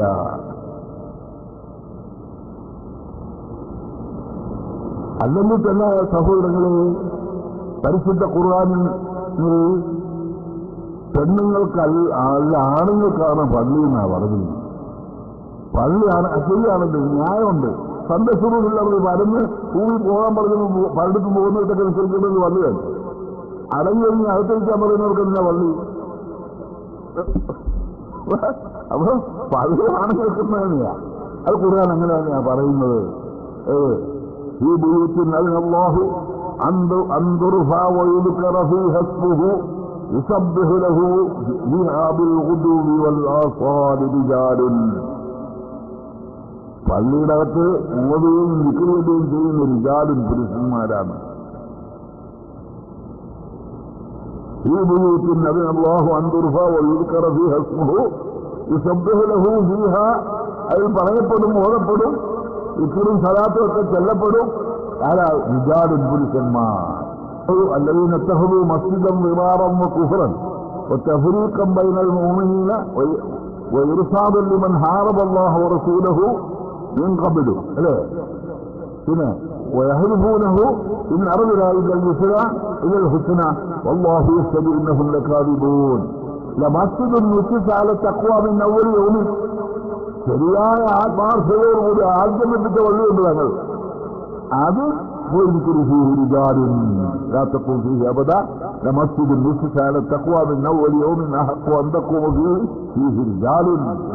പോയി നിൽക്കും, പുരുഷന്മാർ പോയി നിൽക്കും. പള്ളിയെ പറ്റി പറയുന്നിട്ടെല്ലാം പലയിടത്തും ഖുർആൻ പുരുഷന്മാർ പോയി നിൽക്കും, പുരുഷന്മാർ പോയി നിൽക്കും, പുരുഷന്മാർ പോയി. അപ്പൊ പള്ളി എന്ന് പറയുന്നത് പുരുഷന്മാർക്കുള്ളതാണ്, പെണ്ണുങ്ങൾക്കുള്ളതല്ല എന്ന് വളരെ സ്പഷ്ടമായി മനസ്സിലാക്കുന്നത്. ഒരു പെണ്ണ് പള്ളിയിൽ പോയോ ഇല്ല എന്നുള്ളത്, ഇവിടെ റസൂലുള്ളാഹിയുടെ കാലത്ത് പെണ്ണ് പള്ളിയിൽ പോയോ ഇല്ല എന്നുള്ളത്, ഒരു പെണ്ണ് പള്ളിയിൽ പോയില്ലെന്ന് പറയാൻ ഞാൻ ആളല്ല. പള്ളിയിൽ പോയില്ലെന്ന് പറയുന്നതിന് മലയാളക്കുന്ന ആളുകൊണ്ട് ഇറക്കണം, പള്ളിയിൽ പോയിട്ടുണ്ട്, അതല്ല ഇവിടെ തർക്കം. ഒരു പെണ്ണ് നിസ്കരിക്കുന്നതിന് പള്ളിയിലാണോ വീട്ടിലാണോ കൂടുതൽ കൂലി കിട്ടുന്നതെന്ന് അറിയാതെ ഇവിടെ നമുക്കിപ്പോ വിളിച്ചേക്ക്. അപ്പൊ ഇതുകൊണ്ട് ഖുർആനായിട്ട് കൊണ്ട് നമുക്ക് രക്ഷയൊന്നുമില്ല. ഉണ്ടോ? ഒന്നും അല്ല, ഞാൻ രാജ്യത്തെ നിങ്ങൾക്കൊന്നും ഞാൻ അർത്ഥം വെപ്പിച്ചു തരാം പ്രിയപ്പെട്ട സഹോദരങ്ങൾ. അത് പറഞ്ഞ് വേറെ ഒന്നും വേണ്ട, വൈദ്യം കൊണ്ട് ഞാൻ പറഞ്ഞു തീരട്ടെ. ഇനി ഹദീസിന്റെ പിൻബലം വല്ലതും ഉണ്ടോ? പെണ്ണുങ്ങൾക്ക് വള്ളിയിൽ പോകുന്നവര്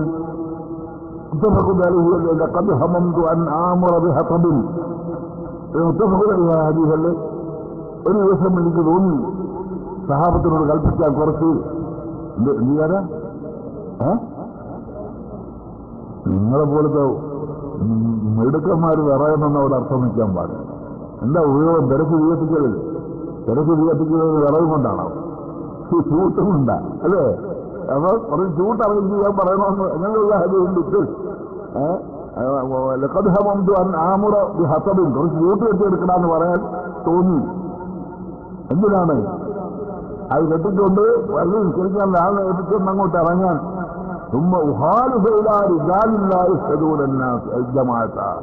ജമാഅത്തിന് ഹാജരാകാത്ത പുരുഷന്മാരുടെ വീടുകൾ വീടുകൾ കത്തിക്കണമെന്ന് തോന്നി. പള്ളിയിൽ വരാത്ത പുരുഷന്മാരുടെ വീടെന്ന് തന്നെയാണ് ഇത് പറഞ്ഞത്. എന്നിട്ട് മറ്റൊരു വിവാഹത്തിലുണ്ട്, അവിടെ പെണ്ണുങ്ങളും കുഞ്ഞുങ്ങളും ഇല്ലായിരുന്നെങ്കിൽ വീട് ഞാൻ കത്തിക്കുമായിരുന്നു. അപ്പൊ പെണ്ണുങ്ങളും കുട്ടികളും വീട്ടില്ല. അപ്പൊ ഹദീബ് ഹദീബ് പെണ്ണുങ്ങൾക്ക് വീട്ടിലാണെന്നുള്ള ഞാൻ പറഞ്ഞ തമാശയായിട്ട് ഈ കാര്യം പറയുന്നത്. എനിക്ക് ഒന്നുമില്ല.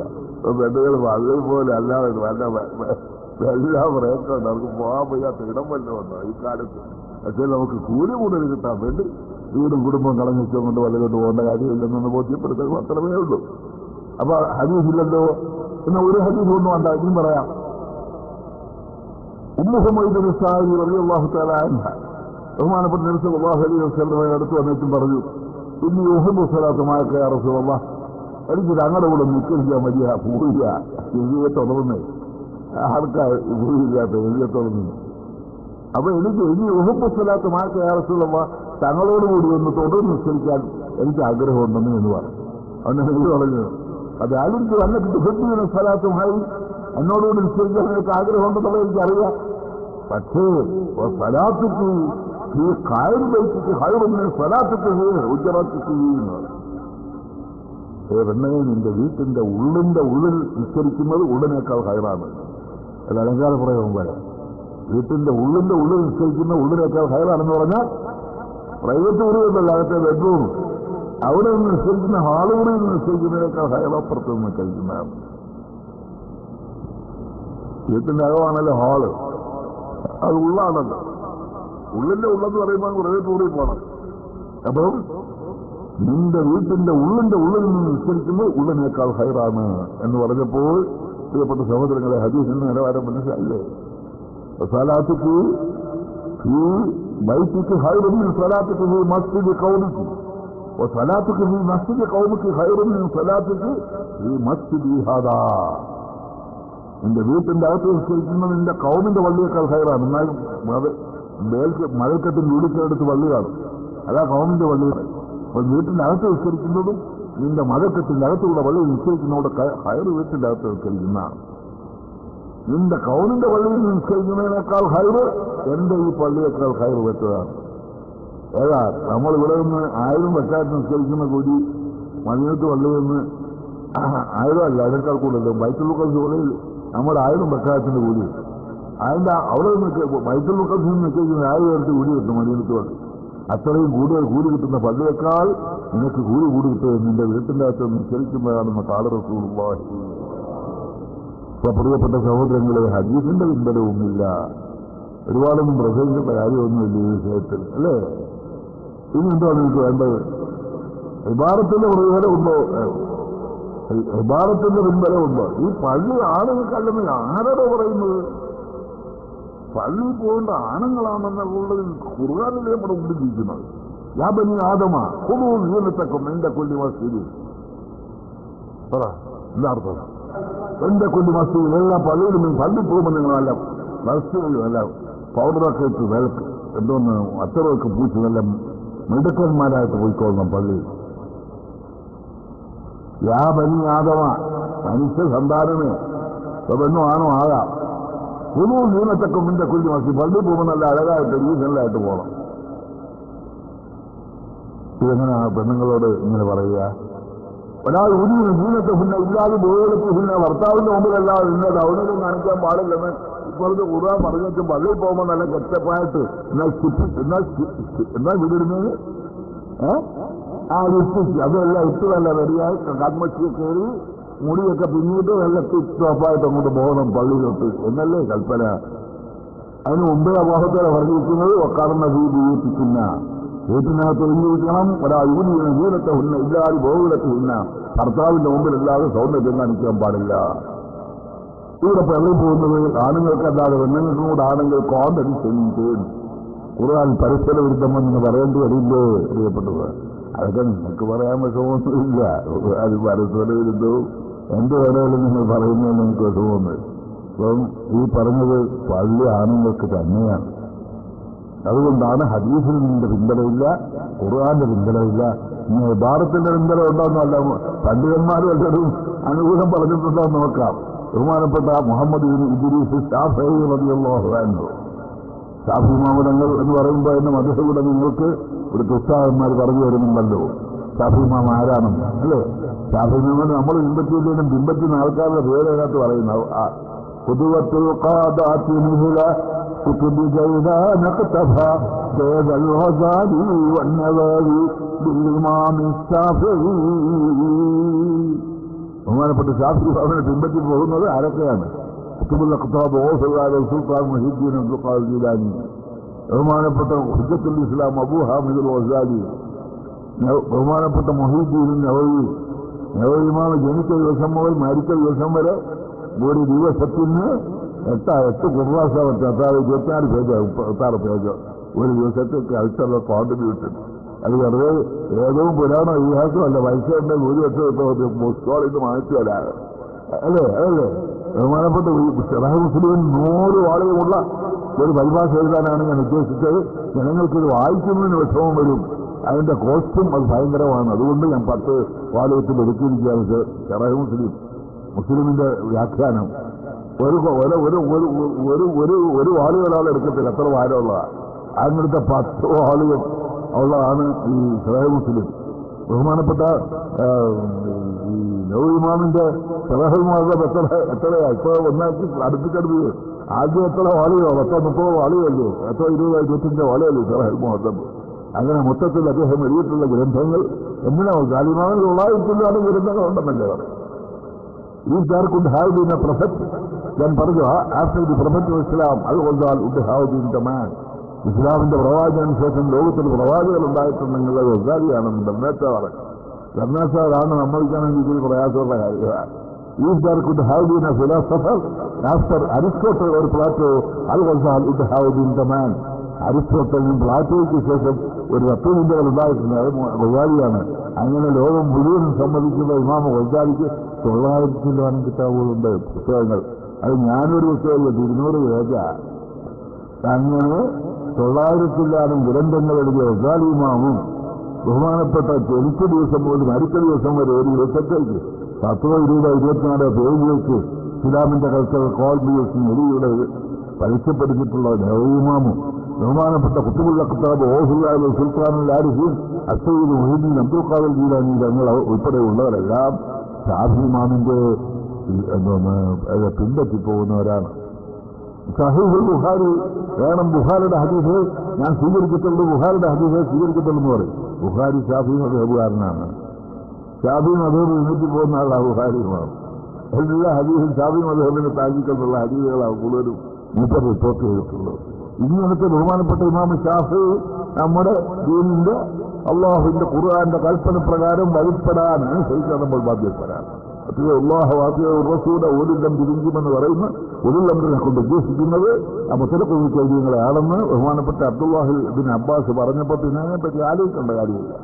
അങ്ങനെ നമുക്ക് വഴിപ്പെടണമെന്ന് കൽപ്പന ഖുർആനിൽ കൂടിയുള്ള ഷാഫി ഇമാമാണ്. ഷാഫി ഇമാം എന്ത് പറഞ്ഞു എന്നൂടെ. അപ്പം ഫിഖ് ഇമാമിങ്ങളുടെ പണ്ഡിതന്മാരുടെ ബന്ധുക്കൾ എന്താണെന്നുള്ളത് നോക്കാമെന്ന് പറഞ്ഞാണ് ഇങ്ങോട്ട്. അല്ലെങ്കിൽ അവർക്ക് കാര്യത്തിന് മാത്രം മാറ്റി നേരിട്ടതല്ല. അപ്പോൾ ഇതോട് പറയാം, അത് ഷാഫി ഇമാമിന് പ്രസിദ്ധമായ കിതാബുൽ ഉമ്മാണല്ലോ ഷാഫി ഇമാമിന്റെ പ്രധാനപ്പെട്ട കിതാബ്. ആ കിതാബിന്റെ ഒന്നിലുണ്ടെന്ന് പറയുന്നത് അവരുടെ കളപ്പീട് വരെ ഒന്നിന്റെ മാർഗം മുമ്പ് എന്നൊരു കിതാബുണ്ട്. സൈഡിൽ. അതിന് ഇഖ്തിലാഫുൽ ഹദീസ് എന്ന പേര്. അതിൽ ഹദീസ് നമ്മൾ വരുന്ന പരസ്പര വിരുദ്ധമുള്ള ഹദീസുകളെല്ലാം കൂട്ടിച്ചേർത്തിട്ട് അതിന് യോജിപ്പിച്ച് പറയുന്ന ഒരു കിതാബാണ്. ആ ഇഖ്തിലാഫുൽ ഹദീസിൽ ബഹുമാനപ്പെട്ട ഇമാം ശാഫിയെ ജീവിക്കുന്നതെന്നും ശ്രദ്ധിച്ച് കേൾക്കണം. മാ അലിന്ദു അഹദൻ ഈ സലഫുൽ മുസ്ലിമീന, എന്റെ മുൻഗാമികളായ മുസ്ലിമീങ്ങളെ ആരെയും ഞാൻ അറിയില്ല. അമർ അഹദം നിസായിഹി, അവരുടെ പെണ്ണുങ്ങളോട് കൽപ്പിച്ചതായിട്ട് ഞാൻ അറിയില്ല. അവിടെ തന്നെ നമുക്ക് പറയണം, എന്റെ മുൻഗാമികളെന്ന് ഷാഫിമാൻ പറഞ്ഞാൽ ആരാ? എന്റെ മുൻഗാമികളായ മുസ്ലിംകൾ ആരും പറഞ്ഞിട്ടില്ലെന്ന് പറഞ്ഞാൽ ഷാഫിമാവിന്റെ മുൻഗാമികൾ ആരാ? സഹാബത്തും താബഈങ്ങളും. അതാ കേട്ട് നിങ്ങൾ കേൾക്കുന്നവർ ശ്രദ്ധിക്കുന്നുണ്ട്, മനസ്സിലാക്കും. അപ്പൊ എന്റെ മുൻഗാമികളും താബഈകളിൽപ്പെട്ട് ഷാഫിമാൻ പറഞ്ഞാൽ, അല്ലെങ്കിൽ താബഈൽപ്പെട്ട് ഷാഫിമാൻ പറഞ്ഞാൽ താബഈങ്ങളും സഹാബത്തും താബഈങ്ങളും ദീനിന്റെ സുപ്രീം അതോറിറ്റി അല്ലാഹുതആല പിൻപറ്റിക്കൊള്ളണമെന്ന് കൽപ്പിച്ചിരിക്കുന്ന സഹാബത്തും താബഈങ്ങളിൽപ്പെട്ട ഒരൊറ്റ കുഞ്ഞ് പെണ്ണുങ്ങളോട് പള്ളിയിൽ പോകണമെന്ന് കൽപ്പിച്ചതായിട്ട് ഞാൻ അറിയില്ല എന്ന് പറഞ്ഞാൽ ബഹുമാനപ്പെട്ട ഷാഫി ഇമാം പച്ച കള്ളം അദ്ദേഹത്തിന് കിതാബിൽ എഴുതി വെച്ചെന്ന് പറയാൻ ഒരു ജനറൽ, അഖില ലോക ജനറൽ ജാഹിലുകൾ. പ്രിയപ്പെട്ട സഹോദരങ്ങൾ, ഷാഫി ഇമാം പച്ച കള്ളം എഴുതിയും എന്റെ മുൻഗാമികളായ മുസ്ലിമീങ്ങളെ ആരെയും ഞാൻ അറിയില്ല. അമർ അഹദം നിസായിഹികളുടെ പെണ്ണുങ്ങളോട് കൽപ്പിച്ചതായി തീറ്റിയാൻ ജുമാക്കോ ജമാഅത്തിനോ ഹാജരാകാൻ വേണ്ടി പോകാൻ വേണ്ടി പറഞ്ഞതായിട്ട് എന്റെ മുൻഗാമികളെ ഞാൻ അറിയില്ല. അതുകൊണ്ട് പള്ളി പോയിരുന്നല്ല, ഒന്നും പോയിട്ടില്ലെന്നൊന്നും അല്ലി പറയുന്നത്. പോകാൻ നിസ്കരിക്കാനോ ജമാഅത്തിനോ ജുമാക്കോ വേണ്ടി പോകാൻ കൽപ്പിച്ചതായിട്ട് അറിയില്ല. വാചകത്തിന്റെ ശരിയായ അർത്ഥം മനസ്സിലാക്കണം. ജുമാക്കോ ജമാഅത്തിനോ പള്ളിയിൽ പോകാൻ വേണ്ടി എന്റെ മുൻഗാമികളാരും ഭാര്യമാരോട് കൽപ്പിച്ചതായിട്ട് ഞാൻ അറിയില്ല. ഓരോ കാലഹുന്ന ഫവദുന്നവർക്ക് അതുകൊണ്ട് വല്ല കൂലിയും കിട്ടുമായിരുന്നെങ്കിൽ തീർച്ചയായിട്ടും കൽപ്പിച്ചാൽ കിട്ടുമായിരുന്നില്ല. എത്ര സഹാബത്തിന്റെ കാലത്ത്, നിങ്ങളുടെ കാലത്ത് നിങ്ങൾ ഇതിന്റെ ആവശ്യം പള്ളിയിൽ പോയിട്ട് നിന്നൊന്നും ഷാഫിമാ പറയുന്നില്ല. ജമാഅത്തിൽ പള്ളിയിലോട്ട് പോകാൻ കൽപ്പിച്ചതായിട്ട് ഞാൻ അറിയില്ല. ആ പള്ളിയിൽ പോകുന്നുണ്ടെങ്കിൽ ഗുണം കിട്ടുമായിരുന്നെങ്കിൽ അവർ പറയാതിരിക്കുമായിരുന്നില്ല. ഷാഫിമാവിന്റെ ഒരു നെസ്റ്റ് നമുക്ക് കിട്ടിപ്പോയി. ഇങ്ങനെ മാറ്റമൊന്നും അതാ അവർ ചില ഹദീസുകൾ ഓടും. ആ പെണ്ണുങ്ങൾ പള്ളിയിൽ പോകണമെന്ന് സൂചിപ്പിക്കുന്ന, പോകാമെന്ന് സൂചിപ്പിക്കുന്ന ഹദീസ് മുഴുവൻ അവിടെ റിപ്പോർട്ട് ചെയ്തിട്ടുണ്ട്. ശരിയാച്ചതിന്റെ അത് കണ്ണൂർ ഇരിക്കുന്നതാണ്. അപ്പം ഈ ഹദീസിനെ സംബന്ധിച്ച് ഷാഫിമാവ് നിങ്ങൾ മനസ്സിലാക്കുന്നതല്ല കാര്യം, ഹദീസിന്റെ രഹസ്യം എന്നാണല്ലോ അതിന് അർത്ഥം. അപ്പം പെണ്ണുങ്ങൾ പള്ളിയിൽ പോകുന്ന നല്ലതാണെന്ന് സൂചിപ്പിക്കുന്ന ഹദീസുകൾ മുഴുവൻ അവിടെ റിപ്പോർട്ട് ചെയ്തതാണ്. എന്റെ മുൻഗാമികളാണ് നിസ്കരിക്കാൻ പള്ളിയിൽ പോകാൻ പറഞ്ഞതായിട്ട് അറിയില്ല എന്ന് പറഞ്ഞാൽ ആ ഹദീസിനെ പറ്റി പോകണമെന്ന് സൂചിപ്പിക്കുന്ന ഹദീസ് ഉണ്ടെങ്കിൽ നമ്മൾ മനസ്സിലാക്കി അതിന്റെ അർത്ഥമെന്ന് മനസ്സിലാക്കിക്കൊള്ളണം. അത് മനസ്സിലായില്ലേ? എന്ത് പറയാനത്?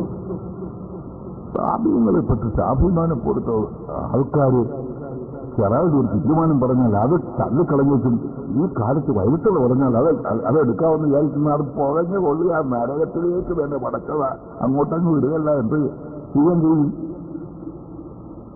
റസൂലുള്ളാഹി കണ്ടവരെ കണ്ട എന്റെ സ്വന്തം ഉസ്താദ് ഓത്ര ഉസ്താദ് ഒരു കള്ളം പറഞ്ഞതിന് സ്വന്തം മകളുടെ ഭർത്താവിന് ഒരു വരാക്ക് ഏൽപ്പിച്ചിട്ട് നമ്മുടെ കള്ളം പറയത്തില്ലെന്ന് മൂപ്പരെ മുമ്പ് സത്യം ചെയ്തപ്പോൾ മടക്കി എടുപ്പിച്ചു.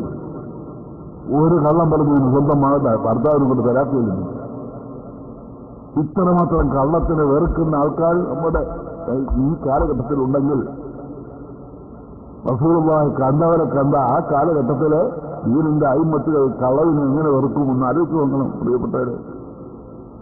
അപ്പൊ അവരുടെ കിതാബിൽ ഒരു കളവ് എഴുതി വെച്ചു എന്ന് പറയുകയാണെങ്കിൽ അത്രയും വലിയ ദ്രോഹം വേറെ ഒന്നും പറയാൻ ഇല്ല.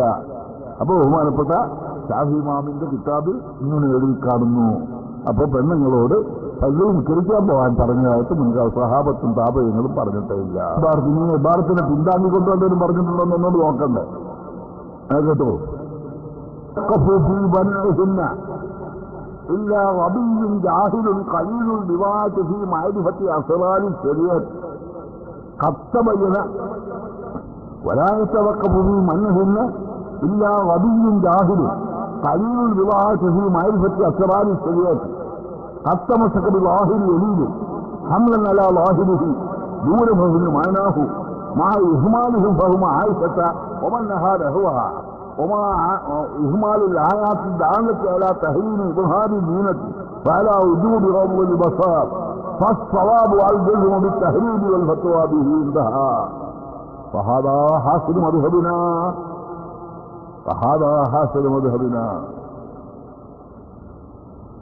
പ്രിയപ്പെട്ട സഹോദരങ്ങളെ, എന്താ അർത്ഥം പറഞ്ഞാൽ നിങ്ങൾ ഇറങ്ങരുത്. പലായത്തവക്കഫ് ഈ മനോഹിന പള്ളി വിവാഹം ഒരുക്കുന്ന പെണ്ണുങ്ങളെ തടയുന്ന വിഷയത്തിൽ ആലോചിച്ച് വെക്കുകയില്ല. പെണ്ണുങ്ങളെ തടയാൻ ആലോചിച്ച് വെക്കുകയില്ല. പിന്നെ അത് പെണ്ണുങ്ങളെ തടയുന്ന വിഷയത്തിൽ ആലോചിച്ച് വെക്കുകയില്ല. എല്ലാ അബിയും ജാഹിലും ഇവരും കേട്ട കൂസലാണ്. അബിയും കൂസലുമ്പല്ല അല്ലേ? ഫത്താവയിൽ എന്തൊക്കെ നോക്കിയാൽ കാണാം. പലായത്തവക്കഫ് ഈ മനോഹിന പെണ്ണുങ്ങളെ പള്ളി തൊട്ട് തടയുന്ന വിഷയത്തിൽ ആലോചിച്ചിരിക്കുകയില്ല. ഇല്ല വധിയും ജാഹിലും ഇവരും കെട്ട കൂസന്മാരല്ലാതെ. കല്ലുകൾ വിവാഹത്തിൽ ഈ മാരിഫത്തി അസുറാരി ശരീരത്തിന്റെ കാര്യങ്ങൾ മനസ്സിലാക്കുന്ന അറിവാകുന്ന ചരക്കില്ലാത്ത അറിവാകുന്ന ചരക്ക് വിവാഹത്തിൽ മാരിഫത്തി അസുറാരി ശരീരത്തിന്റെ രഹസ്യം മനസ്സിലാക്കുന്ന അറിവുണ്ടല്ലോ, ആ ചരക്കില്ലാത്ത വിവരം കെട്ട് മൂസനല്ലാതെ തടയാതെ ആലോചിച്ച് തടയുന്ന കാര്യത്തിൽ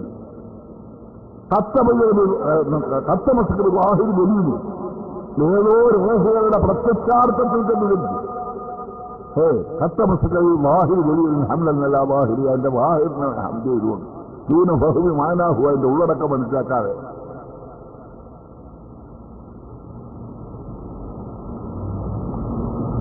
പ്രിയപ്പെട്ട സഹോദരങ്ങളെ, എന്നിട്ട് അതിന്റെ അവസാനം കണ്ടുപിടിഞ്ഞു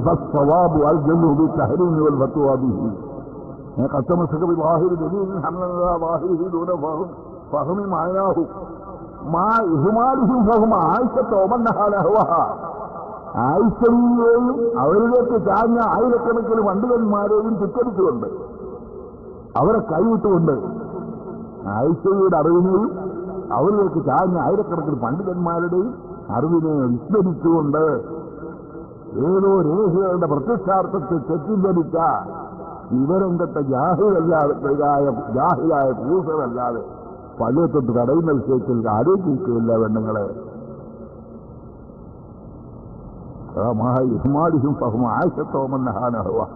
ആയിഷയൊക്കെ തടഞ്ഞത് ആയിഷയുടെ അറിവിനെ പോലും ചിത്കരിക്കുന്ന വിവരം കെട്ടവനല്ലാതെ ആലോചിക്കുകയില്ല. عائشة ومن نهالها وما إهمال الآيات الدالة على تحريم إظهار الزينة وعلى وجوب غض البصر.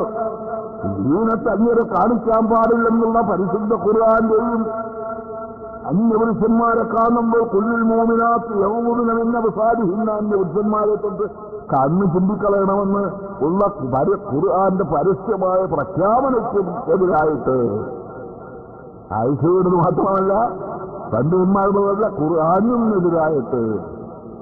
അപ്പൊ ഖുർആാനെതിരായിട്ട് ആയിഷ പോലത്തെ വീമാരുടെയും പണ്ഡിതന്മാരുടെയും അഭിപ്രായത്തിനെതിരായിട്ട് ഏതോ രേഖകളുടെ പ്രത്യക്ഷാർത്ഥത്തിൽ തെറ്റിദ്ധരിച്ച് അറിവിന്റെ ചരക്കില്ലാത്ത കൂസന്മാർ മാത്രമേ പെണ്ണുങ്ങൾ പള്ളിയിൽ പോകുന്ന കണ്ടാൽ അനങ്ങാതിരിക്കത്തുള്ളൂ, സമ്മതിച്ചു കൊടുക്കത്തുള്ളൂ പോകാൻ. അപ്പൊ അതുപോലെ ഓടിച്ചു കഴിഞ്ഞില്ലേ പറഞ്ഞ് ചിരി അപ്പുറത്തെ തെറിയില്ല പറയാറുണ്ട്. അവസാനം പറഞ്ഞു യഥാർത്ഥം പറഞ്ഞാൽ പെണ്ണുങ്ങൾ പള്ളിയിൽ പോകൽ തനിച്ച ഹറാമാണെന്ന് ഫത്വ ചെയ്യുക അല്ലാതെ മാർഗമില്ല. ഹാസനും അദ്ദേഹത്തിനായി